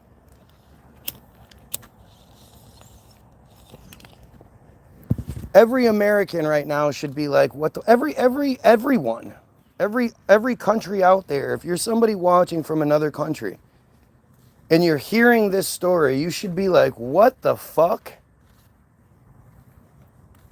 They're manipulating presidential elections just out in the open. And like, you've seen videos where Sucker Dick talks about how proud he is that Facebook has eliminated bot farm profiles, bot farms out there trying to manipulate things. You know, they were so proud they got rid of 1,000 profiles out of China. Like, the Chinese government had created this troll farm, and they got rid of 1,000 of those profiles. They got rid of 800 out of the Philippines. You'll never see a single video where he's bragging about taking out troll farms in Israel. Why do you think that is? Especially when you have a story like this where they're bragging about it, and they don't actually say the number here. Well, let's get a little further down.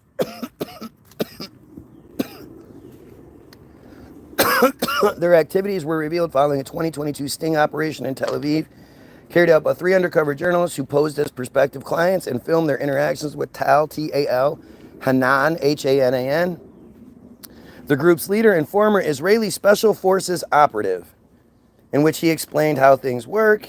He said that Team Jorge had existed for more than 2 decades, 20 plus years, could be as many as almost 30 years for all we know there, and has been engaged in propaganda and disinformation activities in more than 30 countries. Their services have been available to government intelligence agencies, political campaigns, and private companies that wish to covertly manipulate public opinion. This is such common knowledge that it's on Wikipedia, and yet you don't hear about the government task force to stop this shit. You keep being told that we should worry about Russian interference in the 2016 election. Do you guys not get how insane this is? One of the organization's primary tools is a software package called Advanced Impact Media Solutions, or AIMS. Good morning. Good morning. How are you? Tired. Well, don't drink so much. No, I heard about you. I saw the video. You. Water. I only been drinking water and Gatorade. I saw the video. You won the poll. I wish. Yeah, don't you though? All day. If I could do it, I'd be doing it. Make $1,000 a day shaking my shit, I'd do it. One of the organization's primary tools is a software package called AIMS, Advanced Impact Media Solutions. The software automates centralized control of thousands of fake social media profiles on Twitter, LinkedIn, Facebook, YouTube, whatever. Automates centralized control of thousands of fake media profiles. And they actually say that it's the group doing the investigation, all the different countries, all the different sources, these news agencies, said that the technology that was being used was unlike anything they'd ever seen before. There's nothing that matches it in the world. They don't even know necessarily how it works. but it's more like avatars than bots. They're more like, it's almost like AI doing it. And they also claimed, they leave this part out, that he had, at any point, he could generate 30,000 bot profiles to focus on any one subject. As many as 30,000 profiles that this one group can use to attack any person or boost any person they wanted to. You know, if suddenly you have multiple agencies with 30,000 bots at each boosting your profile, you're going to become a star overnight. Karen, what's going on? We got your king in our country today. Did you send him? Yes, I did. I gave him permission.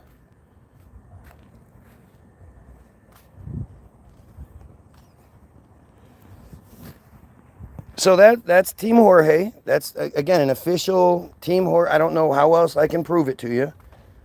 But I'm also going to show you act.il, which happens to be a locked page. Nobody can even edit this page. But act.il was a social networking service used by supporters of Israel to oppose online anti-Israel content, quote, such as the BDS movement, boycott, divestments, and sanctions. Its activities were referred to as a, quote, online propaganda campaign and, quote, a virtual situation room for pro-Israel experts. ACT-IL directed its users to, quote, missions to like, comment on, and share pro-Israel material on social media. It also asked users to flag, report, and respond to criticisms of Israel. Users were guided how to respond, which might entail writing a reply using the provided talking points or sharing or upvoting an allied comment. The provided talking points. So when I'm schizophrenic, when I am, you know, let's see, what are some of these other ones? When they keep talking about the submarines, when you say Wikipedia can be edited by anyone, anywhere, shit like that. Like, these are the provided talking points. Wikipedia cannot be edited by anyone, anywhere. Especially when you're talking about a page that is completely locked. There is no editing pages like this. Like, this is just the same desperate stupidity they come with every time because they literally can't do anything else. Who is editing this Wikipedia page to make it look like Israel is totally spying on us and you know, sending its people on missions to find people like me and try to fuck with it? Who's going to make that up? The app also provided users with ready-made memes promoting Israel's perspective for them to share. By completing missions, the users earned points, unlocked badges, and had their scores displayed on leaderboards. They were rewarded. They were given prizes. So when they're bored, because, you know, they don't work, they have free lives, free housing, free everything, and they want to participate, they made it into like a video game. You know, and in the reality, they don't even have to do a good job. They just have to get their comment recognized or their name said or something like that, and that gets them huge points.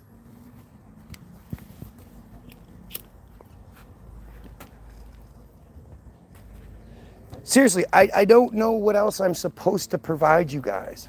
Do you want me to find like some signed affidavit by Trump saying, you know, everything Guy Williams says about Israel is correct, and then you'll believe it? If I'm reading it to you from the Israeli-controlled Wikipedia, it's the narrative that Israel wants us to know. First and foremost, whether it's true or it's not true, it's what Israel wants us to know. And it's all about how Israel uses social media to its advantage and attacks people who talk bad and all that shit. Like, what else do you require? It's been proven beyond initial heavy skepticism on my part.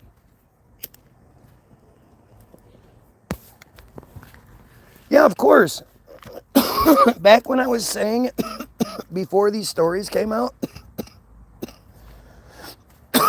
back when I'm saying things that other people aren't saying, when you're new here and you just sort of assume I'm going to be the same old truther who just says things a little bit differently, but, it's all the same shit. And then I start saying things a little bit differently. You're going to have skepticism, and I encourage anyone to have skepticism. Prove me wrong about anything I'm saying. But when I'm, before these stories came out, I was saying that they use software. They send bots after people like me because there was multiple stories that had existed before this, except it was from the other perspective. It was Israelis claiming that social media was shadow banning them for supporting Israel. And just little stories like this would leak out, and it's like, wait, I thought shadow banning was a conspiracy theory. I didn't think they did that. But I guess when you're looking for sympathy and you're really stupid, you'll say things that out you, that contradict what you've been claiming this whole time in order to try to get some sympathy. We've been chatting for years now. It LOL happened. They just started fucking with me. They fucked with me just by association. Well, I mean, I guess you're going to be wrong. They're going to just say you're lying, Karen, because you're on my side. But what would Karen have to gain by lying? Same thing with me. What do I gain by lying about any of this? I gain interference. I have to walk on eggshells. I supposedly put myself in danger if I get big enough. So what is the benefit to this? If this was all about gaining attention and having my ego stroked, why wouldn't I just sell you guys Jesus? If I was just another fucking Jesus preacher, whether it was conspiracy theory or not, I could just be another Joel Osteen. I'd be fucking rich, man. My oratory abilities would have me rich as fuck. And I'd have all the ego stroke I need. It makes zero sense to talk about the one thing we're not allowed to talk about because you want attention. It's actually pretty stupid. You're going to get the opposite. But these are the program talking points that come my way because, what else can they say? At this point, what the fuck is a Trump supporter going to say? Why do you still support Trump? What could you possibly say that sounds decent?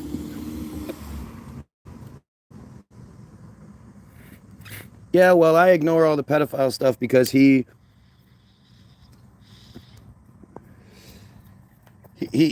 lowered the gas and food prices like he promised, right?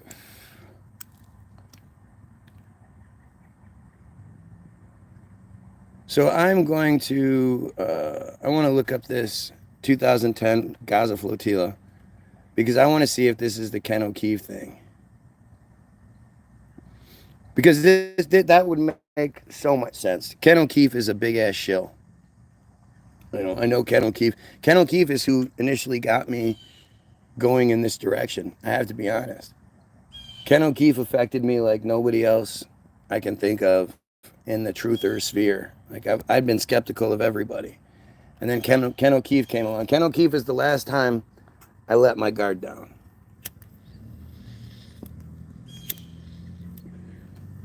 I stumbled across Ken O'Keefe in like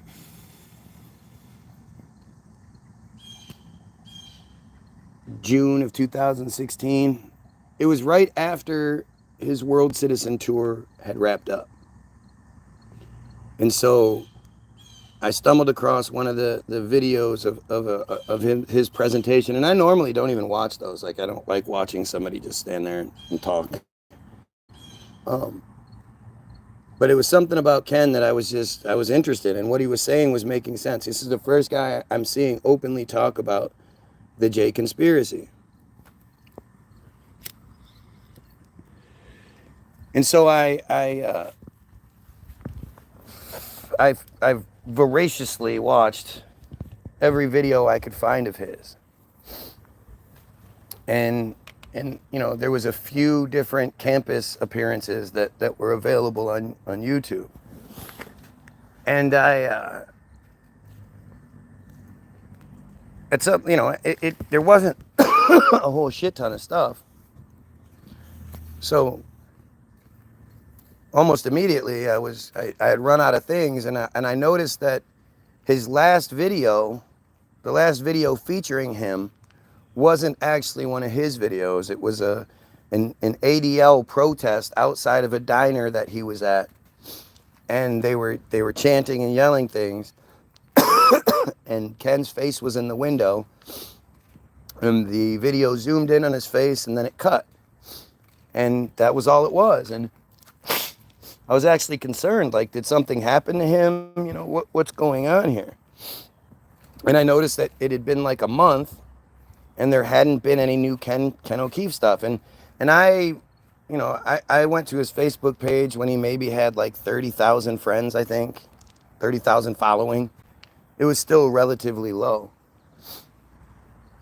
And, I reached out to them, and they were like, Ken's fine, everything's fine. And that was that. So he actually inspired our song, The Samson Option. And I reached back out, and I was like, hey, I would really love to know what Ken thinks of the song, blah, blah, blah. And they were like, yeah, whatever. So, like I say, a couple days go by, and I start making videos. This is before you could go live. And before you could go live, I would make like little 10-minute videos talking about chemtrails and shit, because that was where I was at the time. And so when I noticed what happened with Ken, and that he had disappeared, and I couldn't find any answers or get any answers from anybody, I started making videos. It was like, I know I always talk about chemtrails, but I need everybody to pay attention. One of our generals, one of the top guys in this whole conspiracy thing, has gone missing. Ken O'Keefe.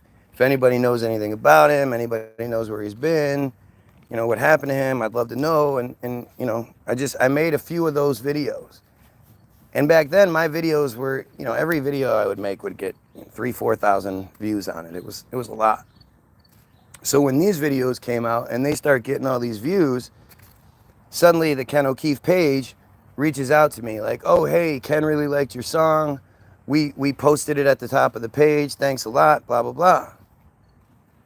And for like a day, I was on cloud 9 about it. Like, that's fucking awesome. By the way, if you're watching, like, share, and sub. Shit helps.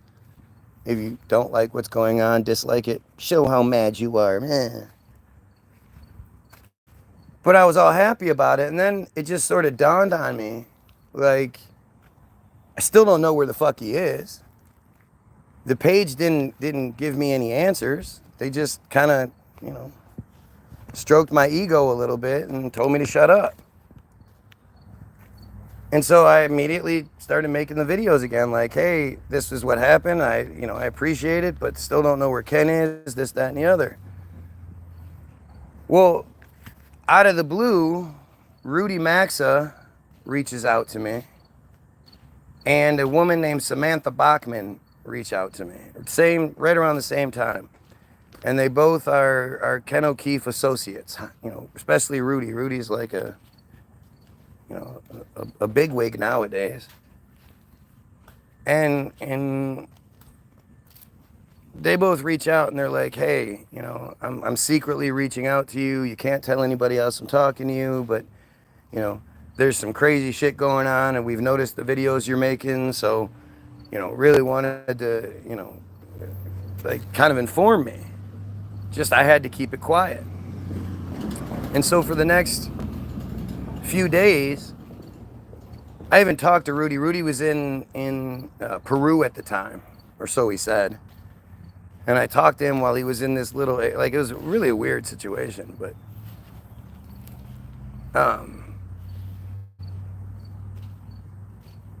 Rudy is telling me things, Samantha's telling me things that, they end up coming true a couple days later. They end up coming out a couple days later. And I would get these bits and pieces of information, and then I would make the video. Hey, Ken, come on, I keep hearing these bad things about you. man, I totally believe in you. You're the guy. You know, I don't want to think these things are right. Please come out. Let us know that all these things I'm hearing about you aren't correct. You know, you stole the money, blah, blah, blah. And then it would come out a few days later.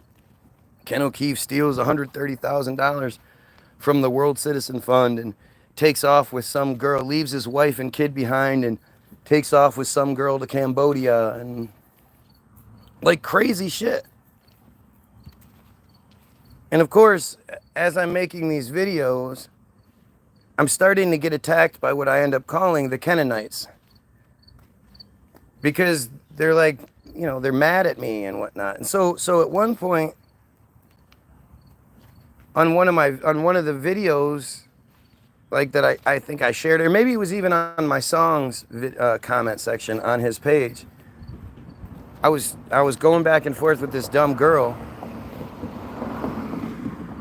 and suddenly this profile claiming to be Ken, or maybe it was the page claiming to be Ken, and speaking in a very like they were trying to be Ken so much that they were typing out catchphrases just to like make it seem like it was more legit.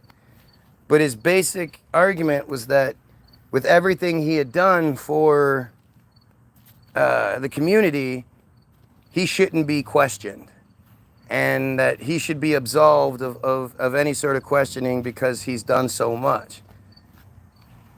And, you know, and I'm Ken O'Keefe, and you can take that to the bank, and like weird little shit. And I was like, you sound like Israel right now, saying that what you've done in the past absolves you your sins of today. And of course, you know, again, he didn't respond to anything else I said, and I got attacked. And then eventually, I think actually I got blocked like right after that. You know, and the song had gotten like 4,000 views in the time that it had been up. So it was not a good thing for me to ask questions, but I was confused. Like, Ken, you're supposed to be the hero. Why are you letting everyone down like this? Like, what the fuck's going on? So Rudy ends up telling me, like, go look up, I believe it's the Gaza Flotilla now that I think about it. But he's like, look at where look at Ken's origin. And it turns out that Ken was involved in some sort of mission to bring Gaza some food, some supplies, when the ships were attacked. And, you know, there were like 13 people total, Ken being one of them. 11 of the 13 were all killed. Ken was the only one of the two that was let go. And when Ken was let go, he was interviewed like being let go, and he still has dried blood all over his face. Like it's just, why would anybody leave the dried blood on their face like that? Like for visual effect, but it just, how long was he sitting there with all this dry paint looking blood on his face? It just seemed far-fetched and foolish to me. And then to think about the idea that they killed all but the guy who becomes Ken O'Keefe. That's the guy you end up letting go? That just doesn't seem like that makes much sense to me. And Rudy told me to look that shit up, and that the story drug out a little bit more, and then suddenly Ken sort of disappears, and you know, something else happens, and blah blah blah. But at some point, I'm sick of Rudy and Samantha, not at the very least. You're using me. I know you're using me. Can you at least share some of my shit on your page so it can get some views? And the fact they wouldn't share anything pissed me off. So I can't remember who it was that I told, whether it was Rudy or Samantha, that I was speaking to Rudy or Samantha. But within 24 hours, they're both chastising me that I'm not supposed to be talking to anybody about them, and they don't know if they can trust me anymore, and all this other bullshit, and we're just done. I was like, fine, fuck you. I didn't, you know, you were using me anyway. I don't really care. But that brings me back to to the thing that I've been hearing it said over and over again when I show you the Naftali Bennett acknowledging that Israel controls Facebook, or acknowledging that Israel controls Wikipedia. They taught the Wikipedia editors how to do their job. And he mentions the Gaza flotilla. The Gaza flotilla raid. Again, this is a completely locked page, so there is no anybody can edit Wikipedia bullshit. But let's see what it says. 6 civilian ships of the Gaza Freedom Flotilla were raided by Israel on May 31st, 2010 in international waters in the Mediterranean Sea. International waters, their ships were raided. So that's a war crime. 9 of the flotilla passengers were killed. Okay, so 9 of them, right? Were killed during the raid, with 30 wounded, including one who later died of his wounds. Oh! So then it was everybody but Ken was killed. I think this is Ken. I wonder if it's going to mention him here. The exact 10 Israeli soldiers were wounded, 1 seriously. Oh, I bet. The exact sequence of events is contested in part due to the IDF's confiscation of the passengers' photographic evidence. So the IDF story doesn't match what all the people. Well, again, I don't know who gave the other side of the story. We'll see. The flotilla, organized by the Free Gaza Movement and the Turkish Foundation for Human Rights and Freedoms and Humanitarian Relief, IHH, was carrying humanitarian aid and construction materials, intending to break the Israeli naval blockade of the Gaza Strip. Which is interesting, right? Sounds very familiar. Sounds almost like the Greta Thunberg story. The Israeli Navy warned the flotilla via radio to stop approaching the naval blockade and to change course at the port of Ashdod. This request was denied on May 31st, 2010. Israeli Shayet 13 naval commandos boarded the ships in international waters from speedboats and helicopters. Aboard the Turkish ship, MV Mavi Marmara, the Israeli Navy faced resistance from about 40 of the 590 passengers. Okay, so this isn't the same thing. I don't know, maybe it is. Including IHH activists who were said to be armed with iron bars and knives. Well, that's going to do well against the Israeli Special Forces.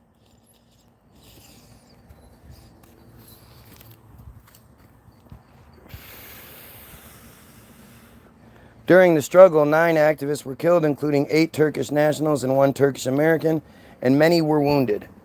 On May 23, 2014, a 10th member of the flotilla died in the hospital after being in a coma for 4 years. 10 of the commandos were also wounded, 1 of them seriously. According to the United Nations Human Rights Council report, all activist deaths were caused by gunshots, and the circumstances of the killing of at least 6 of the passengers were in a manner consistent with an extra-legal, arbitrary, and summary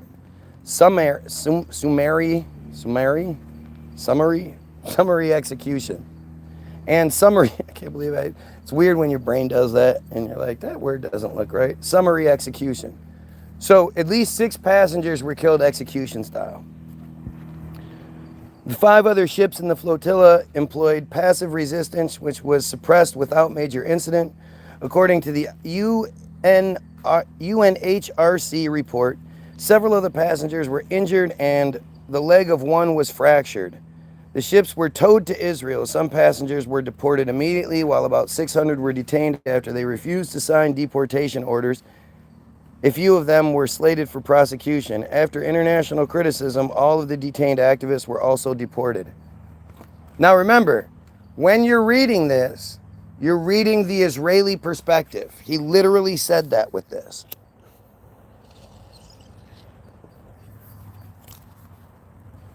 The raid drew widespread condemnation internationally and resulted in a deterioration of Israel-Turkey relations.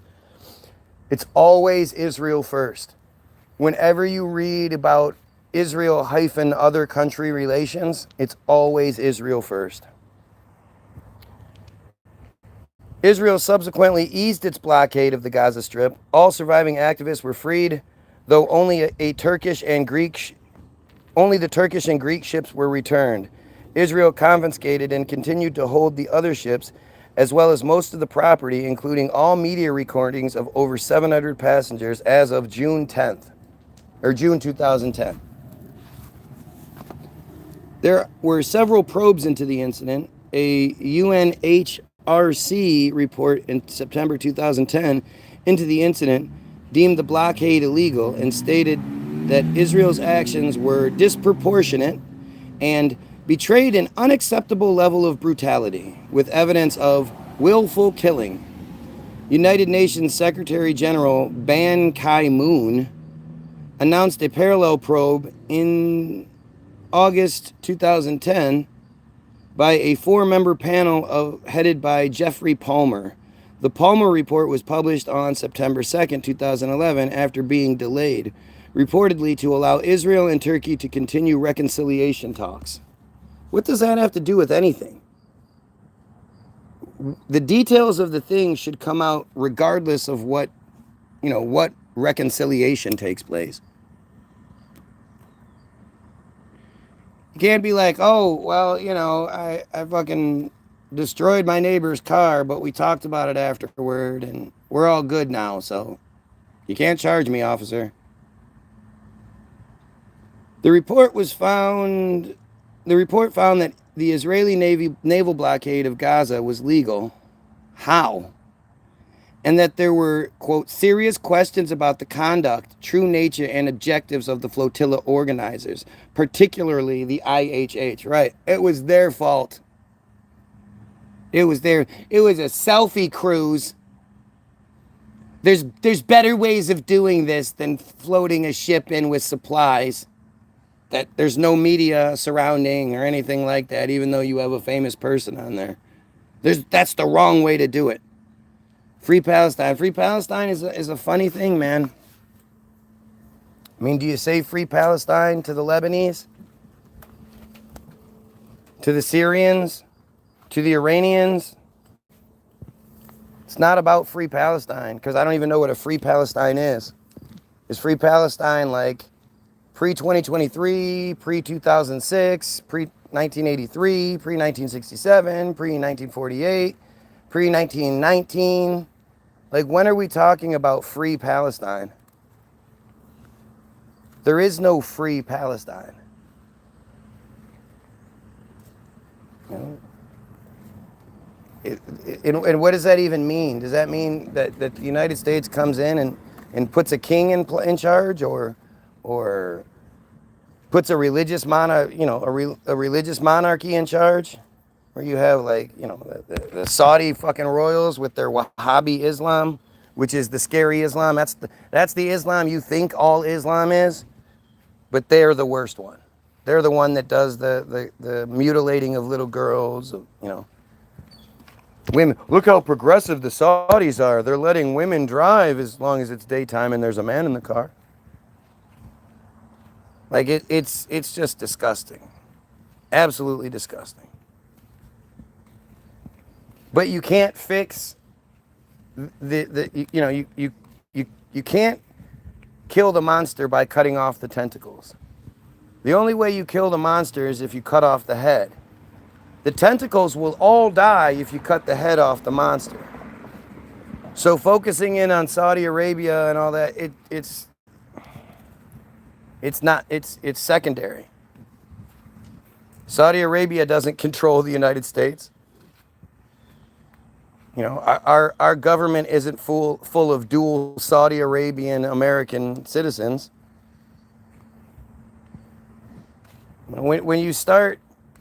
When you have this conversation and you get to final boss level, you have to use Occam's razor to whittle down as many of the distractions as you can. And at the end of the day, I could make a video about how bad Saudi Arabia is all day fucking long. Nobody's going to do anything about it. Nobody's going to say anything. I'm not going to get in any sort of trouble. I mean, I guess, if I start using obscene language and shit, that'd be one thing.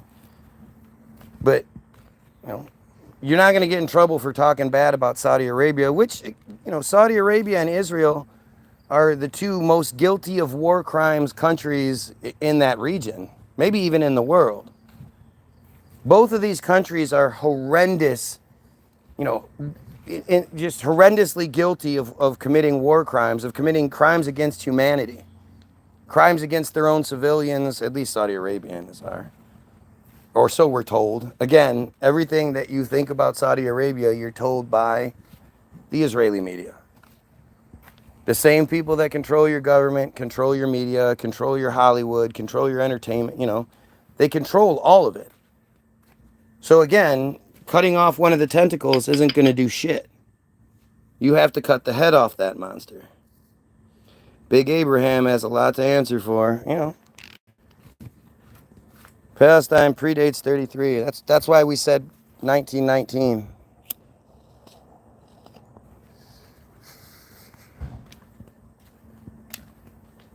But again, that's such a small piece. I care just as much about the Lebanese, the Iranians, the Syrians, all the potential victims of the Greater Israel Project. I care about us. I don't want American soldiers to be sent over there to die for Israeli causes. That's insane. And soldiers meaning kids. By the time you're my age, 18, 19, 20, these are kids. These are just dumb kids. Check out the comment about the Scottish dude who's berm on the flotilla. I don't know what you're talking about. Oh, I make a lot of pot smokers look like trash because I know things. Like, it's such a weird thing for people to say shit like that. Like, am I supposed to sit around and be like, bro, Doritos, Doritos? Like, is that what you'd prefer? Do you not like the big boy conversation? Is it scaly? I get it. It's pretty scary. What do you care about? People on the opposite side of the earth. Exactly. What a piece of shit you must be. What an absolute piece of shit you must be. To be like, oh, well, their parents didn't have sex where my parents had sex, so why do I care? Their grandparents weren't doing it doggy style where my grandparents are doing it doggy style. My grandma used to love when her leg would get lifted up and shit. Right? That's what you want to think about. That's what matters to you, is where your grandparents had sex. And that gives you more right to existence than anyone else. You could even make the argument that that's their conflict, they should have to figure it out, if the U.S. didn't arm one side of that conflict. I mean, God level versus beginner, starting the game versus final form. That's the difference we're talking about here. The people in Gaza have rocks and sticks and shit. Israel is using F-35 fighter jets, the most advanced fucking fighter jets ever made. Israel is using illegal weapons like white phosphorus and shit. They're testing new weapons that haven't been seen or heard of before against people who are in tents. They live in tents because their fucking houses and shit have already been blown to bits by Israel. The most of the people being killed are children. Because most of the men have already either been killed or taken hostage. And so it's just women and children that are basically left, and that's who's being killed left and right. And the one thing they're doing is starving them to death. A prolonged starvation. I honestly think the worst part of the whole thing is the idea that for the first time in history, the UN isn't in charge of distributing aid. Instead, the group that caused the need for the aid to exist in the first place, that bombed these people to bejesus and back, is now responsible for distributing the aid. The people that tried to kill these people already is now responsible for giving them their food, and they're known to poison shit. They like to poison things. Well poisoning is a very common practice amongst these people. And now these mothers have to decide, do they either A, let their kids survive or starve to death after fighting for little tiny scraps of food or flour or some shit, let their child starve to death, or give them the food that's likely poisoned. What a horrible thought. What a horrible decision to have to make. Oh, get help talking point. Got to use those same talking points. Go back to the submarines. Go back to the submarines. See what I mean? These people have such an affinity for submarines or any other fucking dumb nonsense out there. But as soon as I start talking about what's actually happening here, the genocide that's taking place, the thing that doesn't involve them because it's across the planet, on the other side of the planet. Now you want to talk about something else?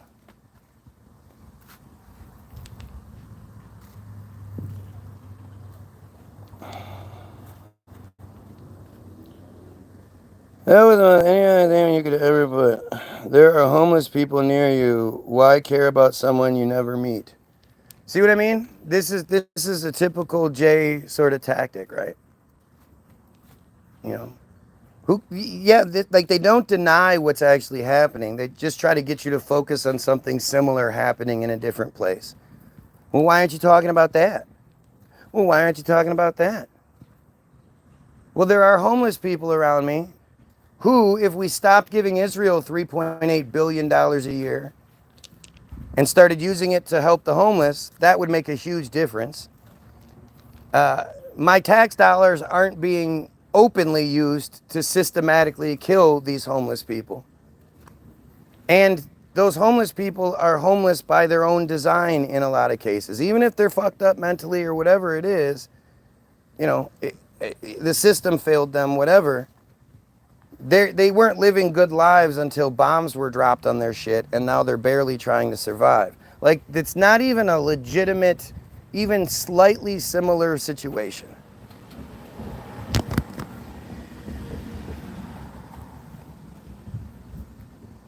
But see, I'll at least answer it. Like, even though it's dumb, it's not something that stumps me or whatever. It's easily answered. Of course we should care about the homeless. We can feed two birds with one seed with this. We can stop the killing of the Palestinians and turn that money around that we're spending that we're giving to Israel, the $3.8 billion base lump sum cash payment that they get in the first fiscal month of every year, that has zero restrictions, zero, there's nothing tied to it. We don't get to monitor how it's spent or anything like that. We give them $3.8 billion a year cash. And that's just the base. We give them many, many other billions of dollars worth of equipment and weapons and even more cash throughout the year.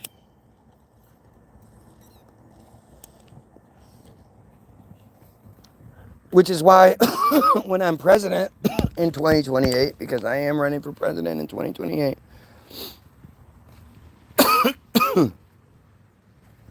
we will remove them. That cult will no longer be allowed to exist in the United States. The last bit of money that they will get from us is their plane ticket to Israel, where they can live out the dream. Chosen people, chosen land. We'll say, sorry, Palestinians, you're screwed.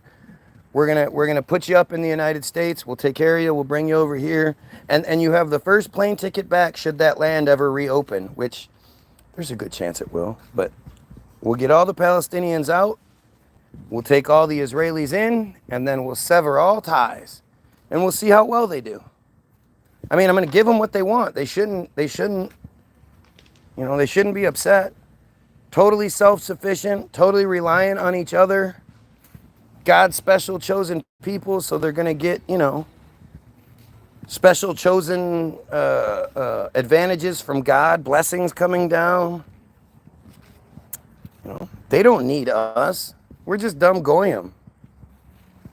Give them their whole Israel. Not greater Israel, but their whole Israel. You need your meds. Uh-oh, we are losing control here. Keep peppering, keep peppering. Schizophrenic, you are schizophrenic. Take your meds. They're running out of shit to say here, guys.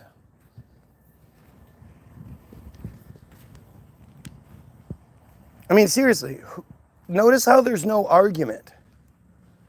There's no, well, actually, that money goes to this, and it's good because of that, and, you know, there's no argument. It's literally anything they can do to change the subject. Who do you think is going to do that? What American is not going to stand behind me on this one? We should stop giving money to foreign countries, especially first world foreign countries that use that money to kill people. There's something called the Leahy Law, which says that, you know, it's been there since the 80s, introduced by Patrick Leahy. But it says that any country that is guilty of harboring war criminals, there are war criminals that have done committed crimes against humanity, and they're living in your country. If you don't actively remove those people, then all funding, you know, if you don't actively deal with that situation, then all funding gets cut off to your entire country.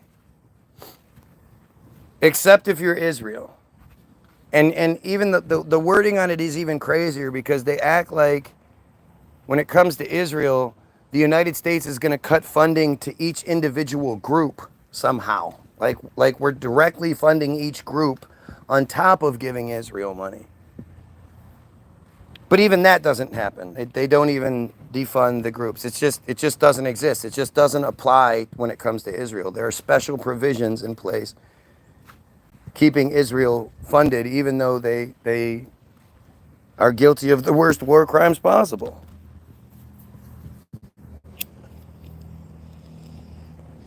This guy is the reason pot smokers have a bad name.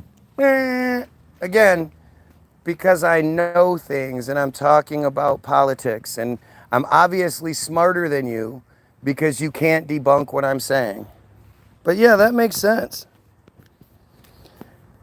Dude, we're not running out of crap to say. See, there's the acknowledgement. We shouldn't be throwing money at foreign conflicts, but trillion-dollar defense spending systems that will never happen. Well, but again, we've already given one side trillions of dollars. So you can't just say, oh, we're going to pull out.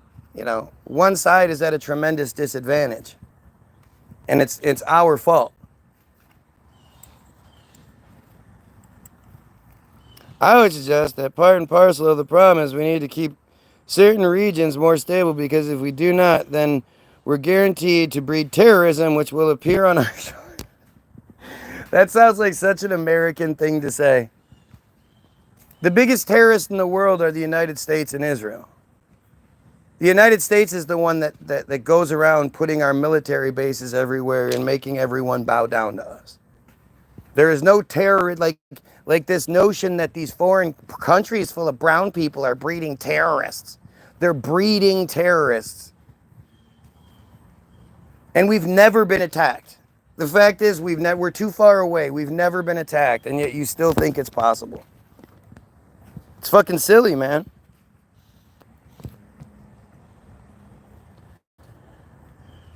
Look at all this shit. Look at all this shit. I do agree they are both terrible in terms of terrorism worldwide. They're the worst. They are literally, like, Israel is committing a genocide. It's the most widely viewed, widely broadcast genocide in history. And Israel's just, you know, like challenging us to do something about it.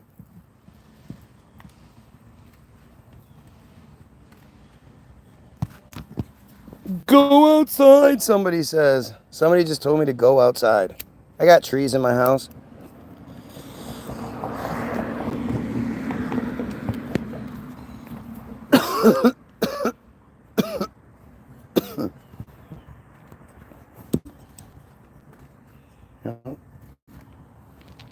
And again, it just brings it all the way back around to the first. Uh-oh. We have a pedophile flag flyer.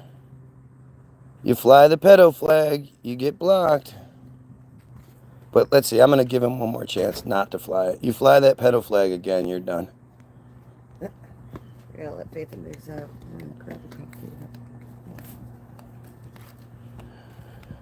I don't debate those who refuse reality. Yeah, I'm refusing reality. Everything I'm talking about isn't real. There's no genocide taking place. AIPAC, Israel, doesn't control the United States. I have their pizza in the oven. I didn't put yours in because I didn't know if you wanted it right now. It's going to be done before you get home. Just letting them out and grabbing my coffee at the Janky. Yeah, it'll be done before that. It only takes like 7-8 minutes. All right, well, will you pull it out and throw it on plate? I figured it was 15 minutes. Oh, there we go. I said, don't fly the pedo flag again, so the guy flies the flag.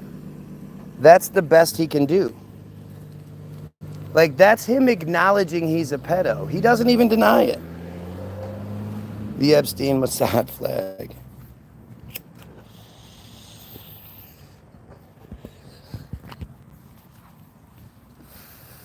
It's it's absolutely true. Epstein was Mossad.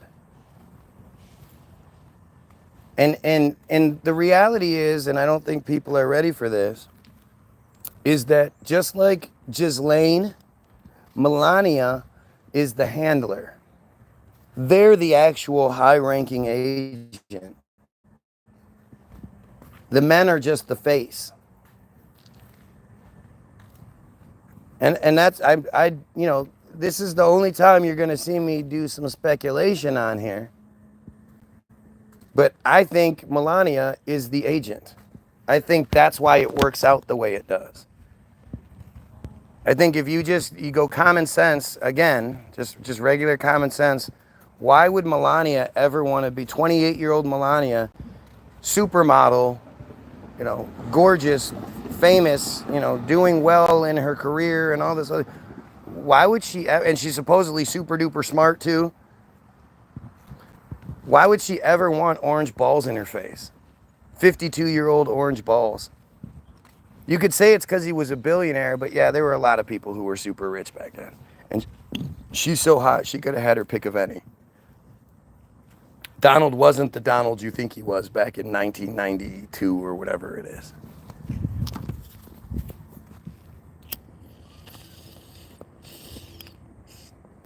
What kind of coward redacts what they say? Guys like this will never understand women.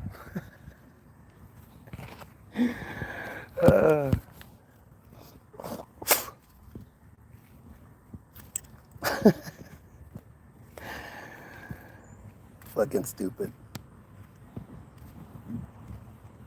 So I bring it back. Why hasn't Trump sued Elon? Give me some good reasons why you think Trump didn't sue Elon Musk. You can't say it's because Trump doesn't like suing people. Yep, the layoff, the math. Here we go. We've got some more talking points. Math.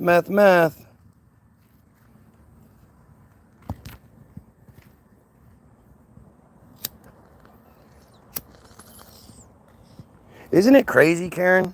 Isn't it strange how it works?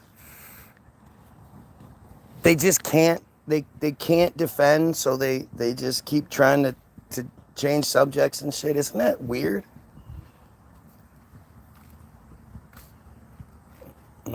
What would he possibly sue him for, dummy? I don't know. Defamation? For the same thing he likes to sue people for all the time? For suggesting that he was in the Epstein files when apparently he's not? Dummy.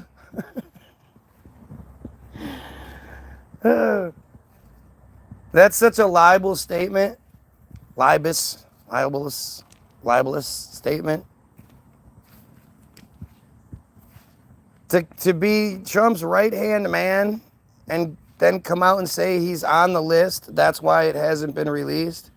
Or he's in the files, that's why they haven't been released. That's slanderous as can be. Look how stupid these people are. Why would he do that? Why would he do that? Trump sues people out. Trump just got $16 million for some bullshit that they said they could win from Paramount. Paramount initially said they could easily win the suit. But they're trying to secure an $8 billion merger, and they need the FCC approval, which comes from Trump, essentially.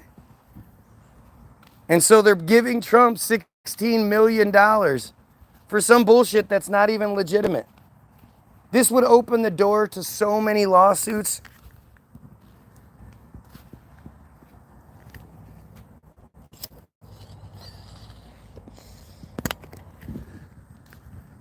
But you can't just come out and call someone a pedo.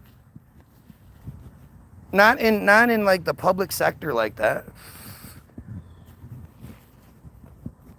So for him to be in that position and not sue Elon Musk, and then Elon just sort of disappears, that says a lot, man. Libelous. There it is, libelous. It's fucking, it's silly, man. And it's just obvious. The reason he doesn't is because he doesn't want to open shit up. The last thing Trump wants to do is be under oath about something involving this whole thing. He would just get destroyed.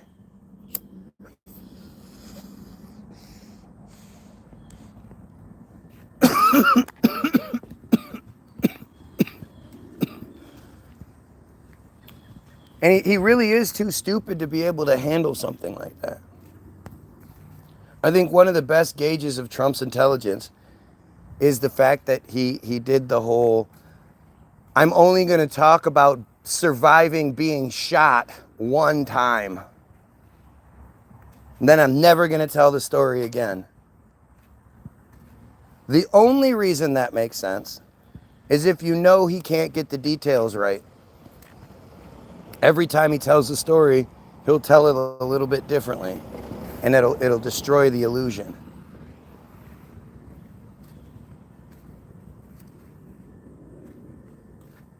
You know, I looked at it yesterday. So there's this debunked video, right? Where this group of, I guess, Marines, ex-Marines, is all like, man, these stupid people in the fucking, out there, these civilians that keep saying that if Trump really got shot, there'd be a hole and his head would get blown off and blah, blah, blah, blah, all this shit, right? They're talking mad shit, they're joking, they're laughing, they're having a good time. So they make this human replica, the kind of replica that they use to see what bullets do to bodies. Like there's a lot of science that's involved in jelly, fake bones and shit. And the first shot they shoot, it hits like right here, right? And it just takes a little nick out. And they're still laughing like, well, you see his head's still on, ah, ha, ha, blah, blah, blah. They're all confident and shit. The second time they shoot, and it hits here, they slow it down, and you can see that it just blows his shit apart. The fucking wave goes through his face. And when they go to talk about it, he's like, yeah, it's just like you got slapped in the head. You could see the little wave like you got slapped in the head. They make it sound like it's nothing. But clearly the slow motion video shows that his shit would have just been blown the fuck apart. It would have been nasty. He definitely wouldn't have been standing up, like his shit would have just been wrecked. And this time they one of the guys is talking and he says, well, I am surprised by once at normal speed it looks whatever, but when you slow it down and you see the recoil, and then it just cuts. They don't let him finish his comment where he says, I'm fucking amazed by how much actual damage would have been done. And it's just, it's all just there. It's all there for you to see it. Like they actually did the presentation to do the debunk, but just like the CBS video about the Twin Towers falling, where they showed you the computer animation for the pancake theory, and the center column was still standing. Their debunked videos actually debunk them. And, well, at least the head is still on, and the guys are like, yeah, okay. Like, they already know they fucked up.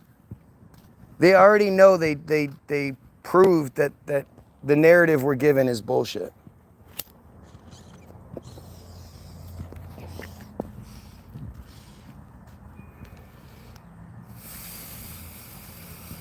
Yep, look it up. Look it all up. Look at these people just angry. They're all angry. This guy's stupid. This guy's this guy. What has you so upset again? You mad that I'm talking about this? Why are you so mad? You big Trump supporter? You big pedophile fan, are you? What has you so upset that you're here to begin with, let alone mad? What are you talking about this stuff for? We can't debunk what you're saying, but we're going to watch you every single day for hours on end because you're wrong and we hate you so much. Oh, look at this shit. Look at how desperately stupid all these pedos are. It's flat out as obvious as it gets. These are pedophiles. That's why they're here. That's what motivates them. That's why they're so angry. That's why they still support Trump. They are pedophiles. As fucked up as it may seem, as much as you might not want it to exist like it does, it does. Who do you think is so well versed in all these fake profiles and keeping identities hidden and interacting but staying hidden? That's not what normal people do.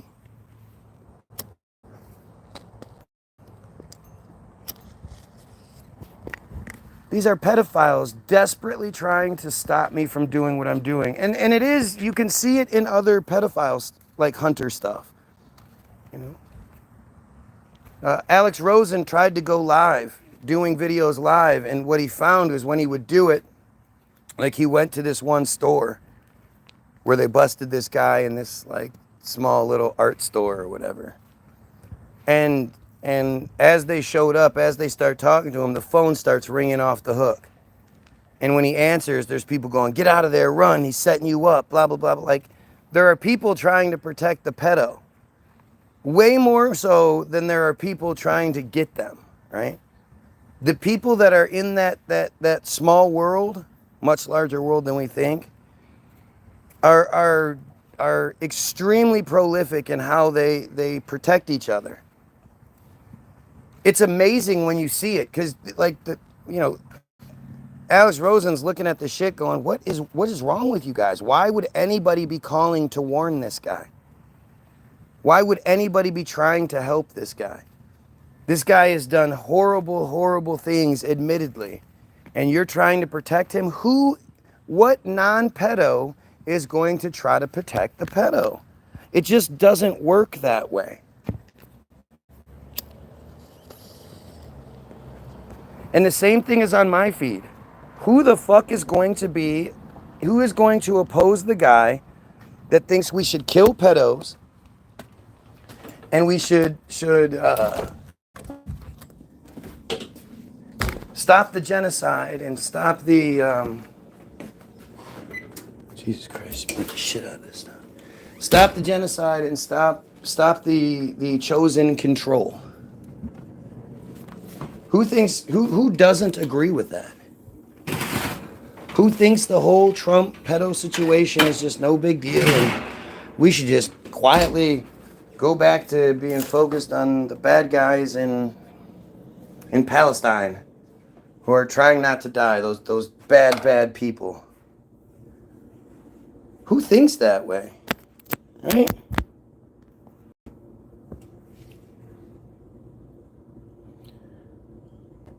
Trump has never stepped foot on Epstein Island. Right. And again, who's going to jump to that defense other than other pedos? Nobody is sitting there trying to, no non-pedo is going to go to great lengths to defend another pedo. You're outing yourself.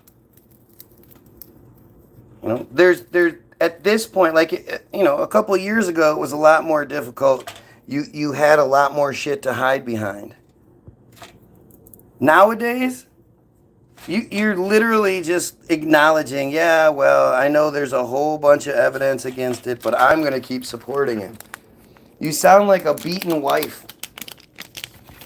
Face is all busted, and you're like, no, I don't want to press charges. He won't do it again. He said he won't.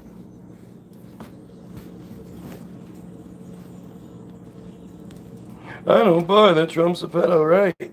Because, you know, you, who doesn't want to be exposed for doing similar things, you're going to defend a guy who's obviously, at the very, very least, Trump is guilty of covering for a pedo. Lying and covering for a pedo. He is guilty of being as associated with a prolific pedophile as anyone else.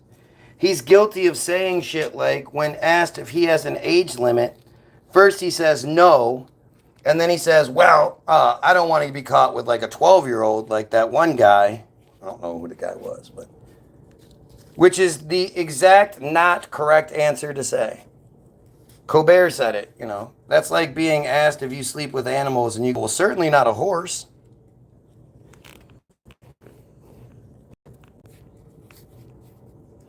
It just, the idea that somebody asks you if you have an age limit and you're like, nah, come on, motherfucker, of course I do. Like, why the fuck would I ever do anything with anyone less than? I mean, and at that age, he's 56, I believe, when he said that.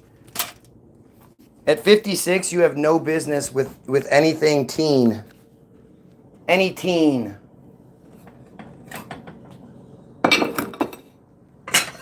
And that's just, you know, I don't care who were to be in that. Like, there's nobody I know that I would give that pass to and be like, oh, well, he just said that, it's okay. Not a single person would get that sort of leverage from me. And if you're willing to give somebody that, like, oh, well, he just said that super damning, super obvious thing, but I'm not going to hold him to that. Like, that to me is just you covering for yourself. You know that you have images in your fucking computer, on your phone. You know, come on, guys. You have images on your computer and on your phone, or in, you know, you're extremely guilty of disgusting shit on your own. If you weren't, then you wouldn't stand for it. There is no standing for that. I don't care who you are. I don't care how you're related to me. If I ever find out either one of you has child stuff on your phones, I'm calling the police on you. You know that, right? Yes, please. Yes, please, my kid says. Because there is no excusing that. There is no understanding that. You know, especially if you're somebody that's like, oh, well, it happened to me when I was a kid. So, well, then if you know what that shit does to another human being and you do it to somebody else, you're a bigger piece of shit than somebody that doesn't. It's worse if you've been victimized yourself and you do it to somebody. I have zero sympathy.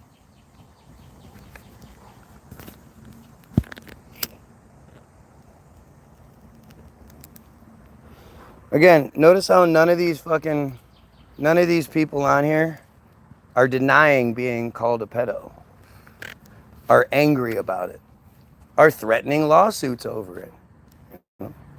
This puts you in a potentially dangerous situation. Somebody finds out who you are, they find your IP address. I mean, I guess if you're a normal person who's not using some program that bounces you from one thing to the other, different IP addresses, you're not a fake hidden profile. And I'm calling you a pedo, that's a dangerous situation, isn't it?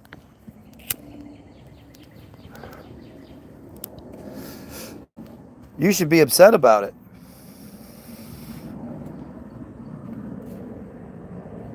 You literally said that to nowhere to those kids. Like, right. And that's bad because they get a constant reminder that if they ever do anything like that, they have no protection. Gosh, what a terrible father. And again, anybody who's coming on here in any sort of opposition position or any sort of defense of the system, people, you have to understand the pedophile problem is so much bigger and worse than you think it is. There are so many more people out there that they might not engage in actually fucking, touching children, catching, but they trade in that shit. That shit's all over their phones, all over their computers. And you can see it in just how many of these people get busted on a daily basis by regular people on YouTube. Imagine if those same people, Justin Payne and shit, had full government resource. Like, I think Alex Rosen, as much as I hate that he's a fucking disgusting piece of shit Jay, I think he does seriously one of the best jobs on YouTube. His presentation, the way that he handles the situation is so fucking brilliant. The way he gets these dumb fucking idiots to tell on themselves and to, acknowledge shit and give up their phones. And we have a software that can erase pictures off your shit. It's fucking brilliant.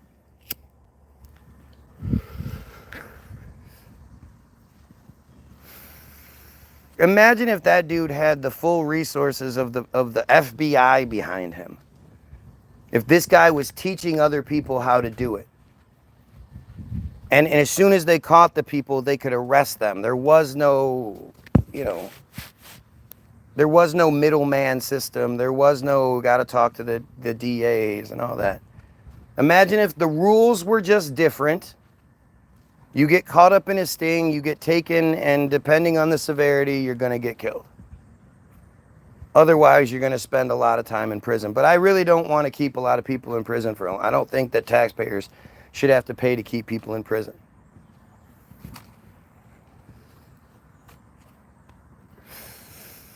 I also think prisons should grow weed.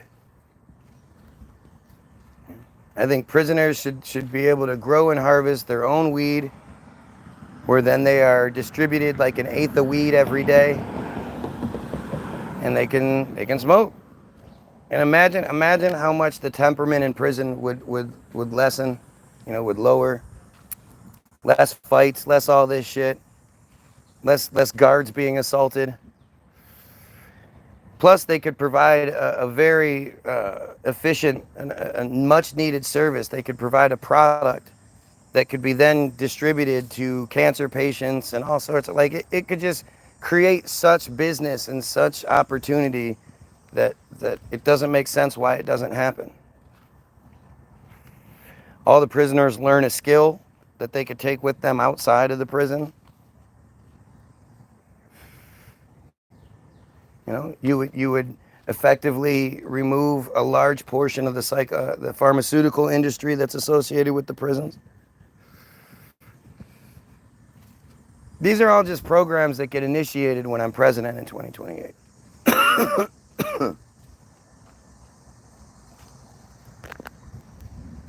And if anybody can tell me how that's wrong, how that shouldn't exist, I'd love to hear it.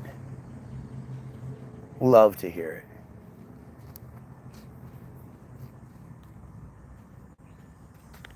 But the reality is, it's a fucking distraction. It's a fantasy. It's an idea.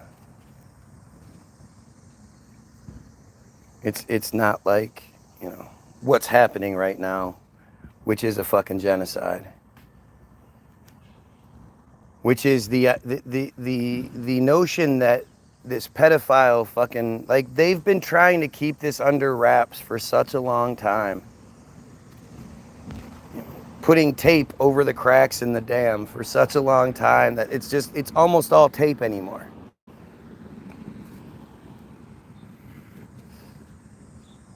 And the dam is just, it's exploding right in front of them in slow motion.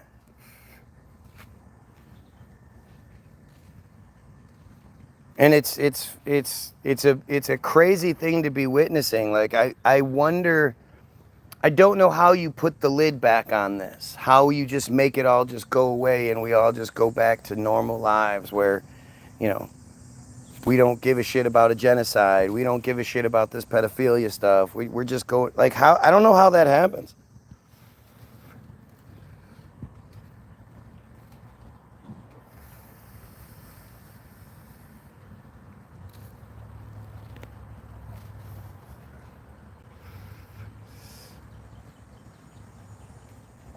You should. You should.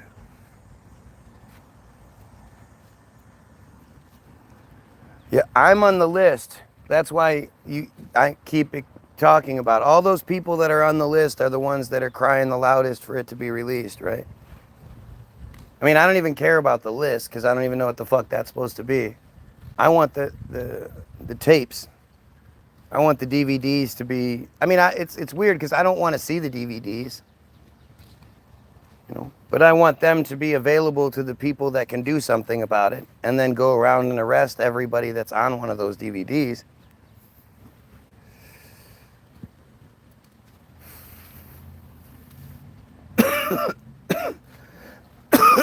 But again, look at these dumbass comments. Look at how they just fucking, it's just desperate stupidity over and over again. And I honestly think the Epstein thing is a distraction. I mean, it really couldn't be more obvious than it is. So, at the very least, Donald Trump shouldn't be the president, the acting president of the United States. Which unfortunately makes it Vance, and I just can't even, I don't want to wrap my head around that one. But in the position that he's in, he should not, like, he should be removed. Like, this is fucking stupid.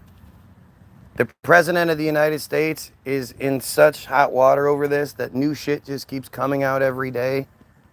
And I'm supposed to believe that he can do his job correctly just because he pretends like he's not thinking about it all the time. Are we still talking about Jeffrey Epstein? What?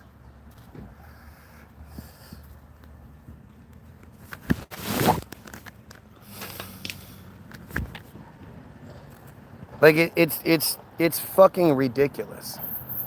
It's ridiculous, and it's a distraction. It's imagine if Colbert, The Daily Show, all these fucking shows that are constantly, you know, dedicating 20-minute segments to roasting Trump, were roasting him for his complacency in the fucking the genocide that's taking place, that's still taking place. I mean, even the Iran stuff.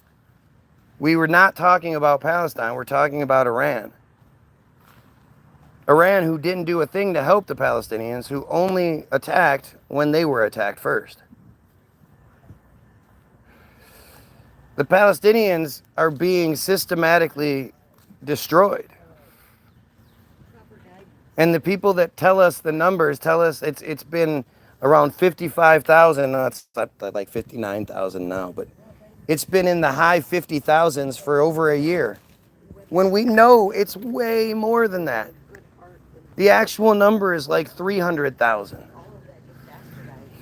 It's worse than the Gaza, than the Nakba. Here, you want this? Right. My wife has been picking her butt a lot lately, so her nails just look awful. She's got like shit all over the tips of her fingers. Nails are looking so bad I can't shut it off. Ooh, okay. She's got poop I'm stains. letting them heal. Poop stains all over her fingers. They're poop stains. It's disgusting. Anyway, back to the Gaza flotilla. I did get away from it for a minute.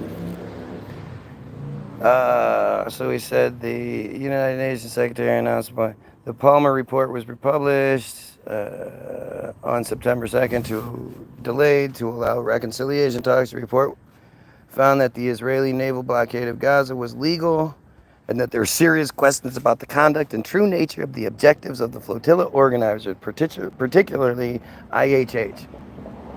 This is literally the example that Naftali Bennett gives you when he's saying how Israel controls what we read and how it's written so that it has a balanced Zionist perspective, or so it's balanced and Zionist in nature. That's what I'm reading you right now. The idea that the people bringing supplies into Gaza were somehow the bad guys in all of this. It's laughable. The report also found that the degree of force used against the Mavi Mara was excessive and unreasonable, and that the way Israel treated detained crew members violated international human rights law. So they lost their funding, right, due to the Leahy law. So there was this huge punishment to be paid, right? Israel has offered Turkey $20 million in compensation for the raid. How much, the Americans give us the money. How much do you want? We get $3.8 billion every year. Here's $20 million.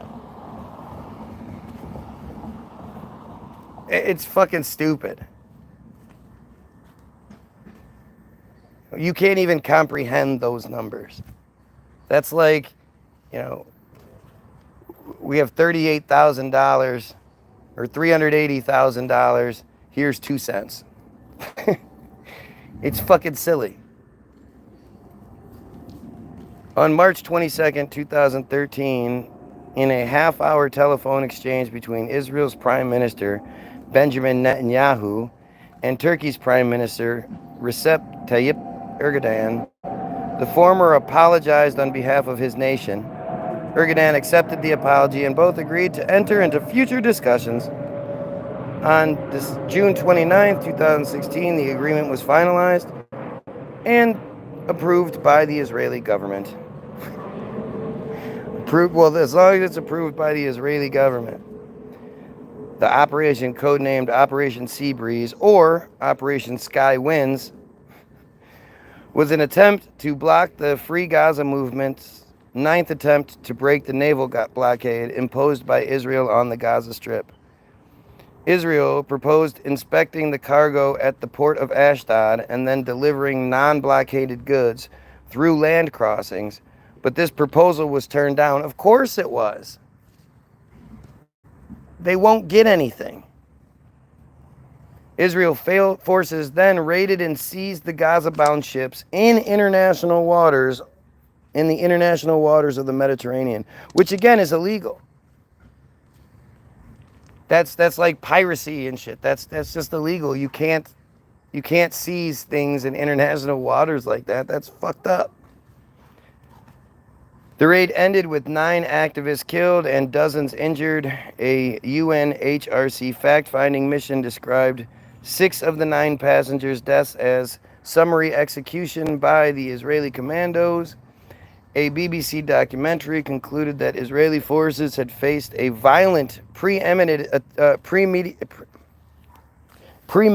attack by a group of hardcore IHH activists who intended to orchestrate a political act to put pressure on Israel. So they knew they were going to get attacked. They were like, all right, the plan is we try to do things peacefully, but because Israel won't let us, we then attack them. Like, this is in response to being attacked. This is in response to being illegally boarded and seized illegally in international waters. They had every right to defend themselves. But of course, this is the Israeli perspective on the whole thing. The program was criticized as biased by critics of Israel and PSC, Palestine Solidarity Campaign, questioned why the IDF boarded the ship at night if it had a peaceful intention. Right? Like this is the same. This is basically how I present myself. Right? Let's just look at the things that are given, not the trust me on this one, trust me on that one things. Let's look at the facts that we know that are indisputable and see if the narrative we're given regarding those facts makes sense. So as it says, if this was all peaceful, bullshit, why was it done at night and in international waters and all these other things violently?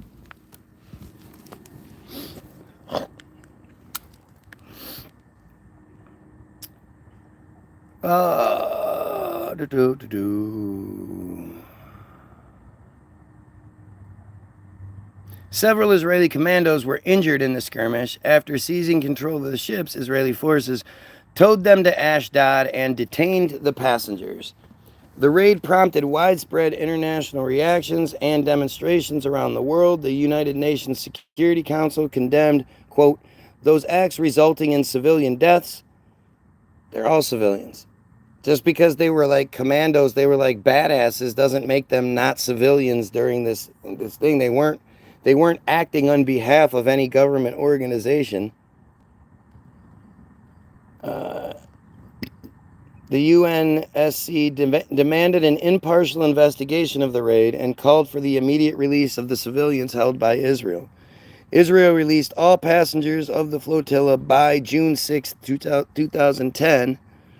The incident threatened the already deteriorating relations between Israel and Turkey. Turkish President Abdullah Gül described the raid as an attack on Turkey for the first time since World War I.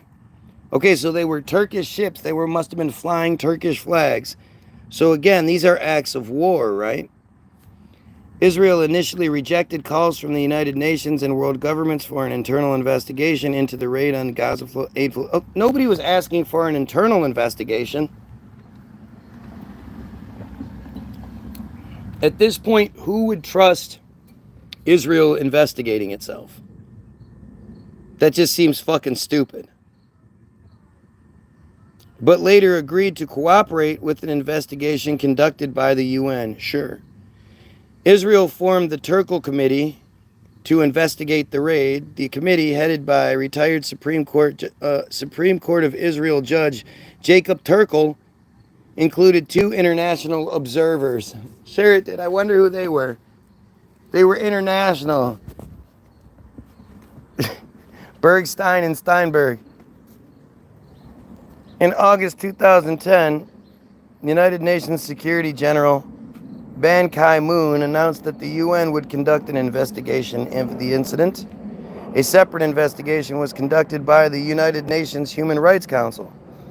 The findings of this committee, published on the 22nd of December, called the Israeli operation disproportionate and condemned its unacceptable level of brutality.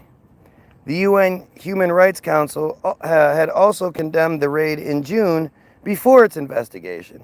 Another resolution backing the report was passed despite American opposition and EU abstention.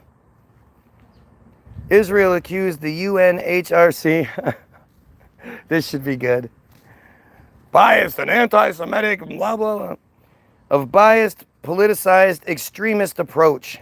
Benjamin Netanyahu, bitch-ass, punk-ass motherfucker, described the actions of the soldiers as a clear case of self-defense. As they were illegally raiding these ships, they fought back and they had to defend themselves. Why didn't these savages just let us fucking take them hostages? Why not? I don't understand. We're the bosses. You're supposed to listen to what we say. The Israeli Supreme Court, there's completely unbiased, which rejected several local suits against the flotilla raid, wrote in its verdict, the soldiers were forced to respond in order to defend their lives. This shit is nuts. This exists, you guys. This is fucking insane.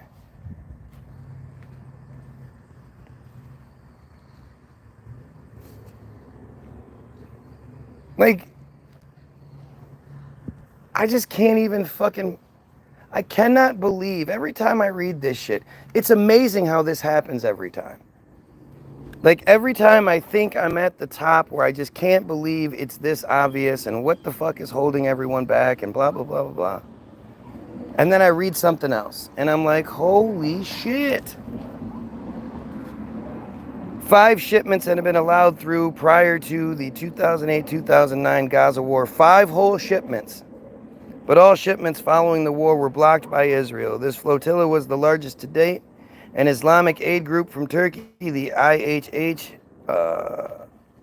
Insani Yardim Foundation of Human Rights and Freedoms for Humanitarian Relief, sponsored a large passenger ship and 2 cargo ships. It's a lot of money.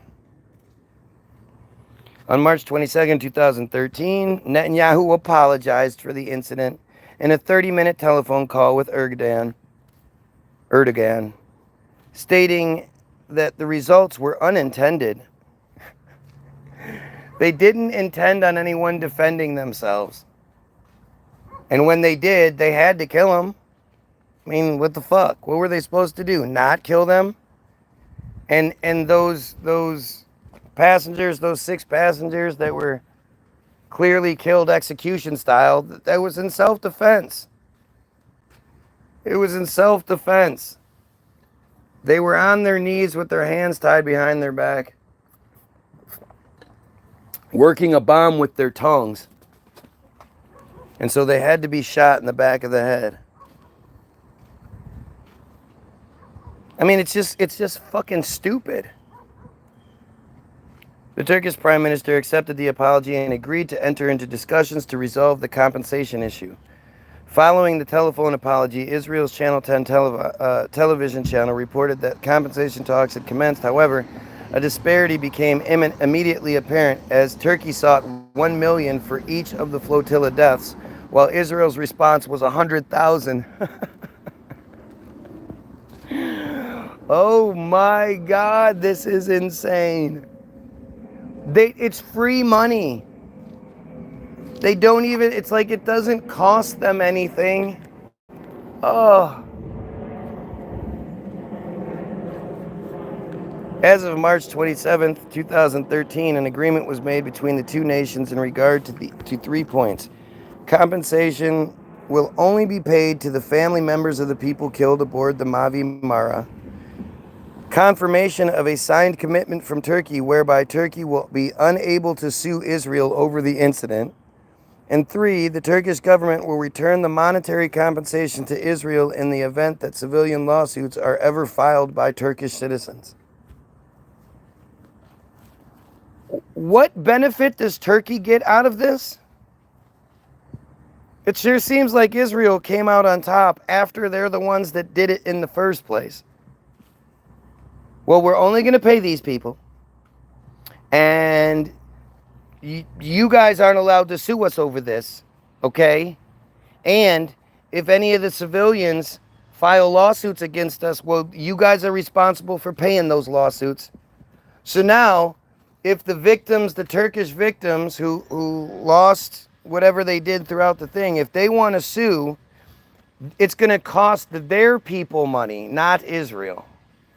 So basically, they're suing their own people for compensation.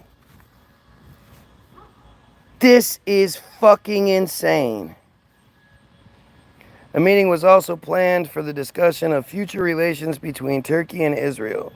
One of the participants of the Gaza flotilla, Sinan al-Bayrak, told the Turkish newspaper Al-Aqsam in response to the Israeli apology, "What is the importance of the apology? We killed 9 people and are sorry? Of course it sounds ridiculous.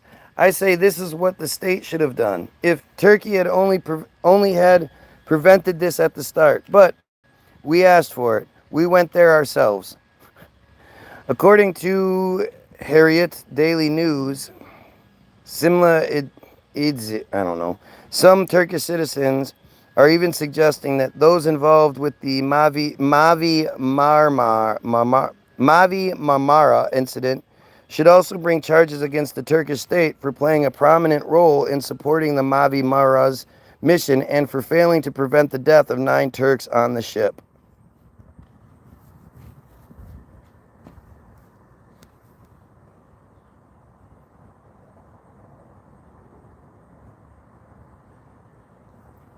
I mean, and at the end of the day, remember, this is all in an effort to bring aid to people who the Israelis are desperately trying to kill. This is the stuff that you're not supposed to talk about. You're supposed to be talking about Epstein. You're supposed to be talking about Trump. That's what Trump's for. Trump is the greatest lightning rod of all time. And as long as Trump keeps playing his role and keeps being the dumbass, you know, it gives you what you need to focus on. It gives you a great distraction. Plus, you know, he has fucking immunity to everything. It's not like he's going to be held accountable for anything he says or does. At the very least, they'll pull him out. But even then, why haven't they already? Oh, before I go, I did want to look this up. So,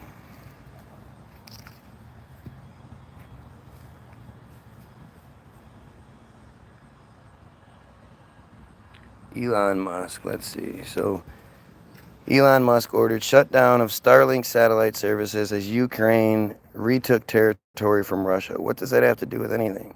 During a pivotal push by Ukraine to retake territory from Russia in late September 2022. Oh, what the fuck are we even talking about this for? Elon Musk gave an order that disrupted the counteroffensive and dented Kiev's trust in Starlink. Who gives a shit? What the fuck does this have to do with anything? This is what comes up when I look up Elon Musk. Elon Musk opened a diner in Hollywood. That's a story. Tesla investors are growing wary of Elon Musk's future promises. Is Elon Musk to blame for Tesla's struggles? Elon Musk warns of potentially rough times ahead. Ooh. Shares in Tesla were down of president's tariffs and scalping tax credits. Andrew here. The big conversation on Wall Street this morning was Elon with Tesla stock. What the fuck? Elon Musk's Neuralink joins study working towards bionic eye. Elon Musk fires back at Trump's claims that his companies will still enjoy subsidies. Trump says he won't destroy Musk's companies by taking away subsidies. Why? How do you get the government subsidies? How does that even work? How do you have a company that makes money selling a product to the people, but if it's not bought, then your losses are covered by the government, or even, you know, you're just given money that you know. I mean, how does that even fucking work? That's a pretty substantial thing. Can you imagine how nice it would be to have a business where you know that if you don't succeed, you don't make enough money, it won't matter, you'll still live a really, really great life, super comfortable because you're getting subsidies by the government. Other American taxpayers are paying for that. Like, people always get mad about, oh, that person's on welfare, that person's this, that person's that. And yet, you don't have any problem with all these subsidies that go to these multi-billionaire millionaires.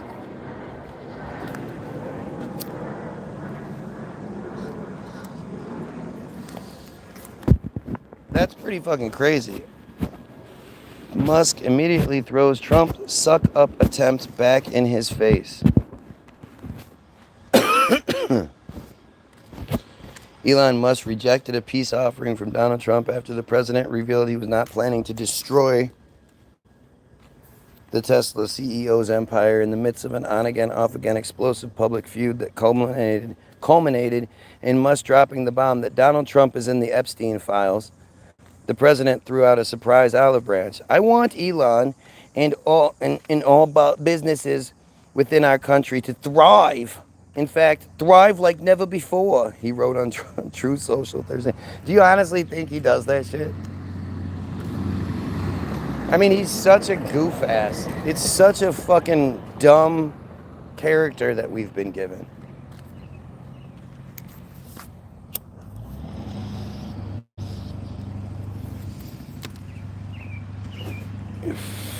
The post was being seen as an effort to find a truce between Trump and one-time close ally.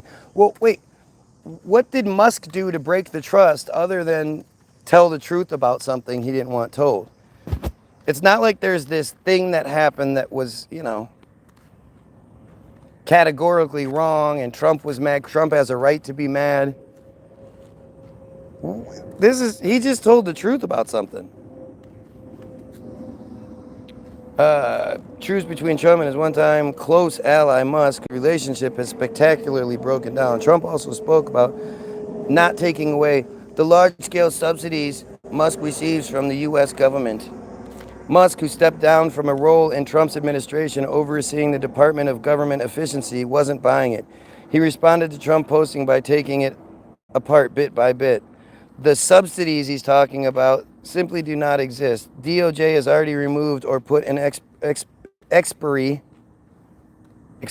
date on all sustainable energy support while leaving massive oil and gas subsidies untouched, he said, referring to Trump by his initials.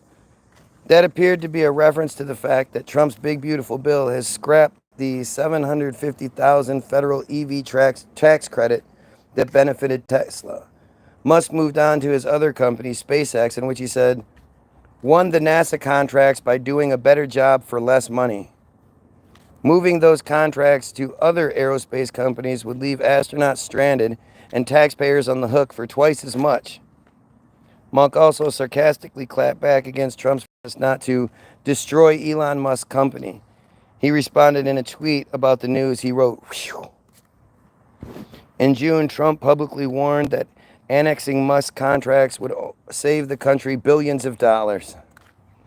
The easiest way to save money in our country, in our budget, billions and billions of dollars, is to terminate Elon's government subsidies and contracts, he said. Was this just right after he said that he was in the Epstein files? Just weeks earlier, Musk asserted on X that Trump is in the Epstein files and said was the real reason they have not been made public. He later deleted the post. Oh, so it's clearly in response, like a fucking child? Damning new reports suggest that Attorney General Pam Bondi informed Trump in May that his name appears in the documents. Reports in the White House has dismissed this as fake news. The White House did not immediately respond to a request for comment. Interesting how that works out, isn't it?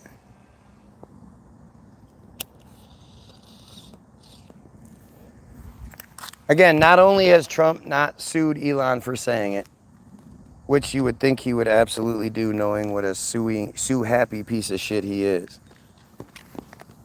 But where is the response by the government?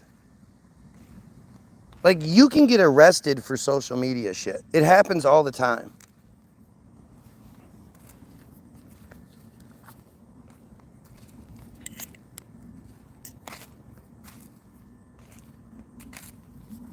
Arrested over social media post.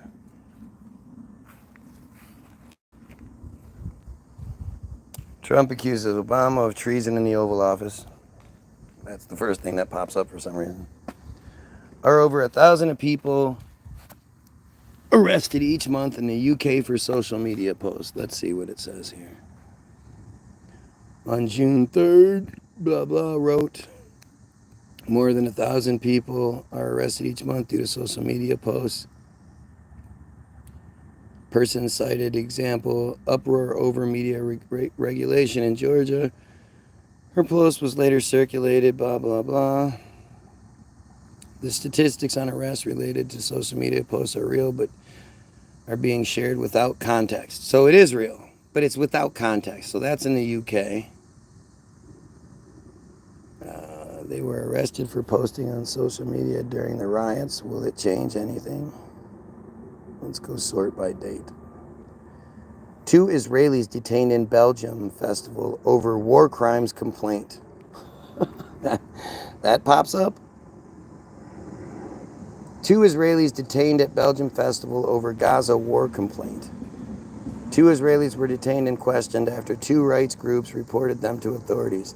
They were taken into custody in relation to a war crimes investigation. One of the groups that reported them, the Hind Rajib Foundation, has been using traveling Israeli soldiers' social media posts to track them and seek their arrests overseas. 2 Israelis have been detained and questioned in Gaza. 2 rights groups, blah, blah. The action came in response to an urgent legal complaint filed by the Hind Rajib Foundation. Earlier this week, Israel's foreign ministry confirmed 2 citizens on holiday in Belgium were briefly detained. It did not say whether they were held due to their war crimes allegations, but Belgium's public broadcaster said the prosecutor's office confirmed they were detained because of the complaint. The rights group said Belgian authorities had opened a criminal investigation into the pair.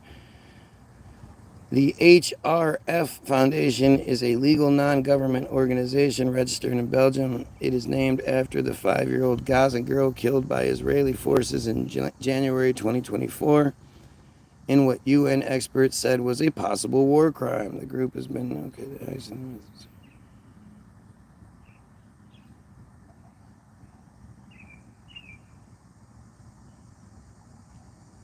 The HRF and other legal groups have sought the arrest of Israeli soldiers around the world, causing some holidaying Israelis to flee a number of countries. I wonder why. That's what you do when you're innocent.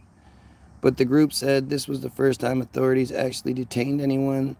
This development is a significant step forward, the group said. It signals that Belgium has recognized its jurisdiction under international law and is treating these allegations with the seriousness they deserve. The Israeli government has sought to discredit the HRF, saying the group is anti-Israel and accusing its founder, Lebanese-born Belgian activist Dan Abdullah, of sympathizing with the Shia militant group Hezbollah, a listed terrorist organization in many countries, including Australia. I mean, this is such a great thing right here, right? Because like I keep saying, if you defend a pedophile, you are then associated with the pedophiles. Just like they say, if you, like Israel always claims, if you're associated with a terrorist organization, then you must be a terrorist, right? So that's how we see things when they want us to see things that way. What's up, Karen? But this whole idea of, like, this is where the real ruse comes in.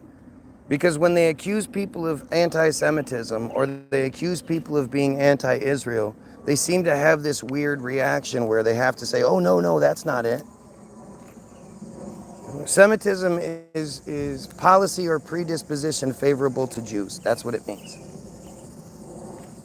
Look it up. The Merriam-Webster definition, number 2, flat out says it. Policy or predisposition favorable to them. So if you're anti-Semitism, that means you're anti-supremacy. And you should engage it as such. When somebody says that's anti-supremacy, there's anti-Semitism, you should engage that. If they call you anti-Semitic, you should absolutely check them. Hey, what are you talking about? I absolutely support the Palestinians. Only Semitic people in that conflict. 95% of Israelis have Semitic DNA, according to a new study. It's psychological warfare, and you have to win it. So when they say, oh, well, you're just anti-Israel, you're damn right I am. I'm absolutely opposed to a state, the state of Israel, a country. It's funny, I'm not really sure how to address that, but a place that exists because of genocide. A place that exists because of made-up bullshit, fairy tale bullshit that you just decide makes you superior to everyone else so you get what you want. I'm so opposed to Israel, I just can't there's not too many things that I oppose more.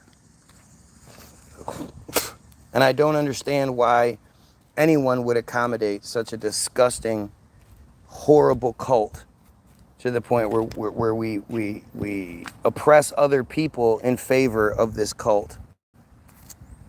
And this cult who does just terrible, terrible things to their own children. What they do to their own children is shocking. Imagine what they do to the people they don't like. Let's see how this works though. Let's see. This is gonna get good. Israel's foreign minister, Gideon Sa'ar, has called the group a gang of Holocaust deniers, supporters of abducting Israeli citizens, and admirers of former Hezbollah leader, the late Hassan Nasrallah. They don't deny any of the things said. They're not saying that these people aren't guilty of these crimes, you can't hold them to them. They don't say that.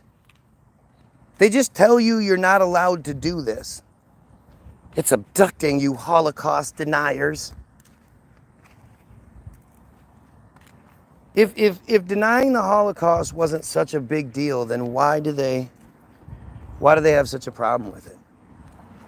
If their narrative is the true one, they should encourage people to deny it, look it up, and educate themselves. You know, if the story's real, then you shouldn't have a problem with people asking questions about it. Pro-Israel politicians in Belgium sought to have the group deregistered, but in May, the country's justice minister said a state security evaluation had found no concrete evidence of links to Hezbollah or any threat to the Belgian state. Diab Abu Jaha has previously responded to the Israeli allegations by saying he was never a member of Hezbollah and does not agree with the group's ideology. It's interesting, man.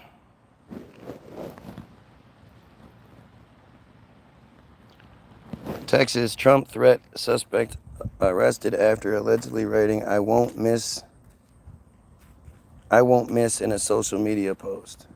Oh, well, yeah, you can't say that. State level tennis players shot dead. I mean, what the fuck is this? Why is this? What's happening here?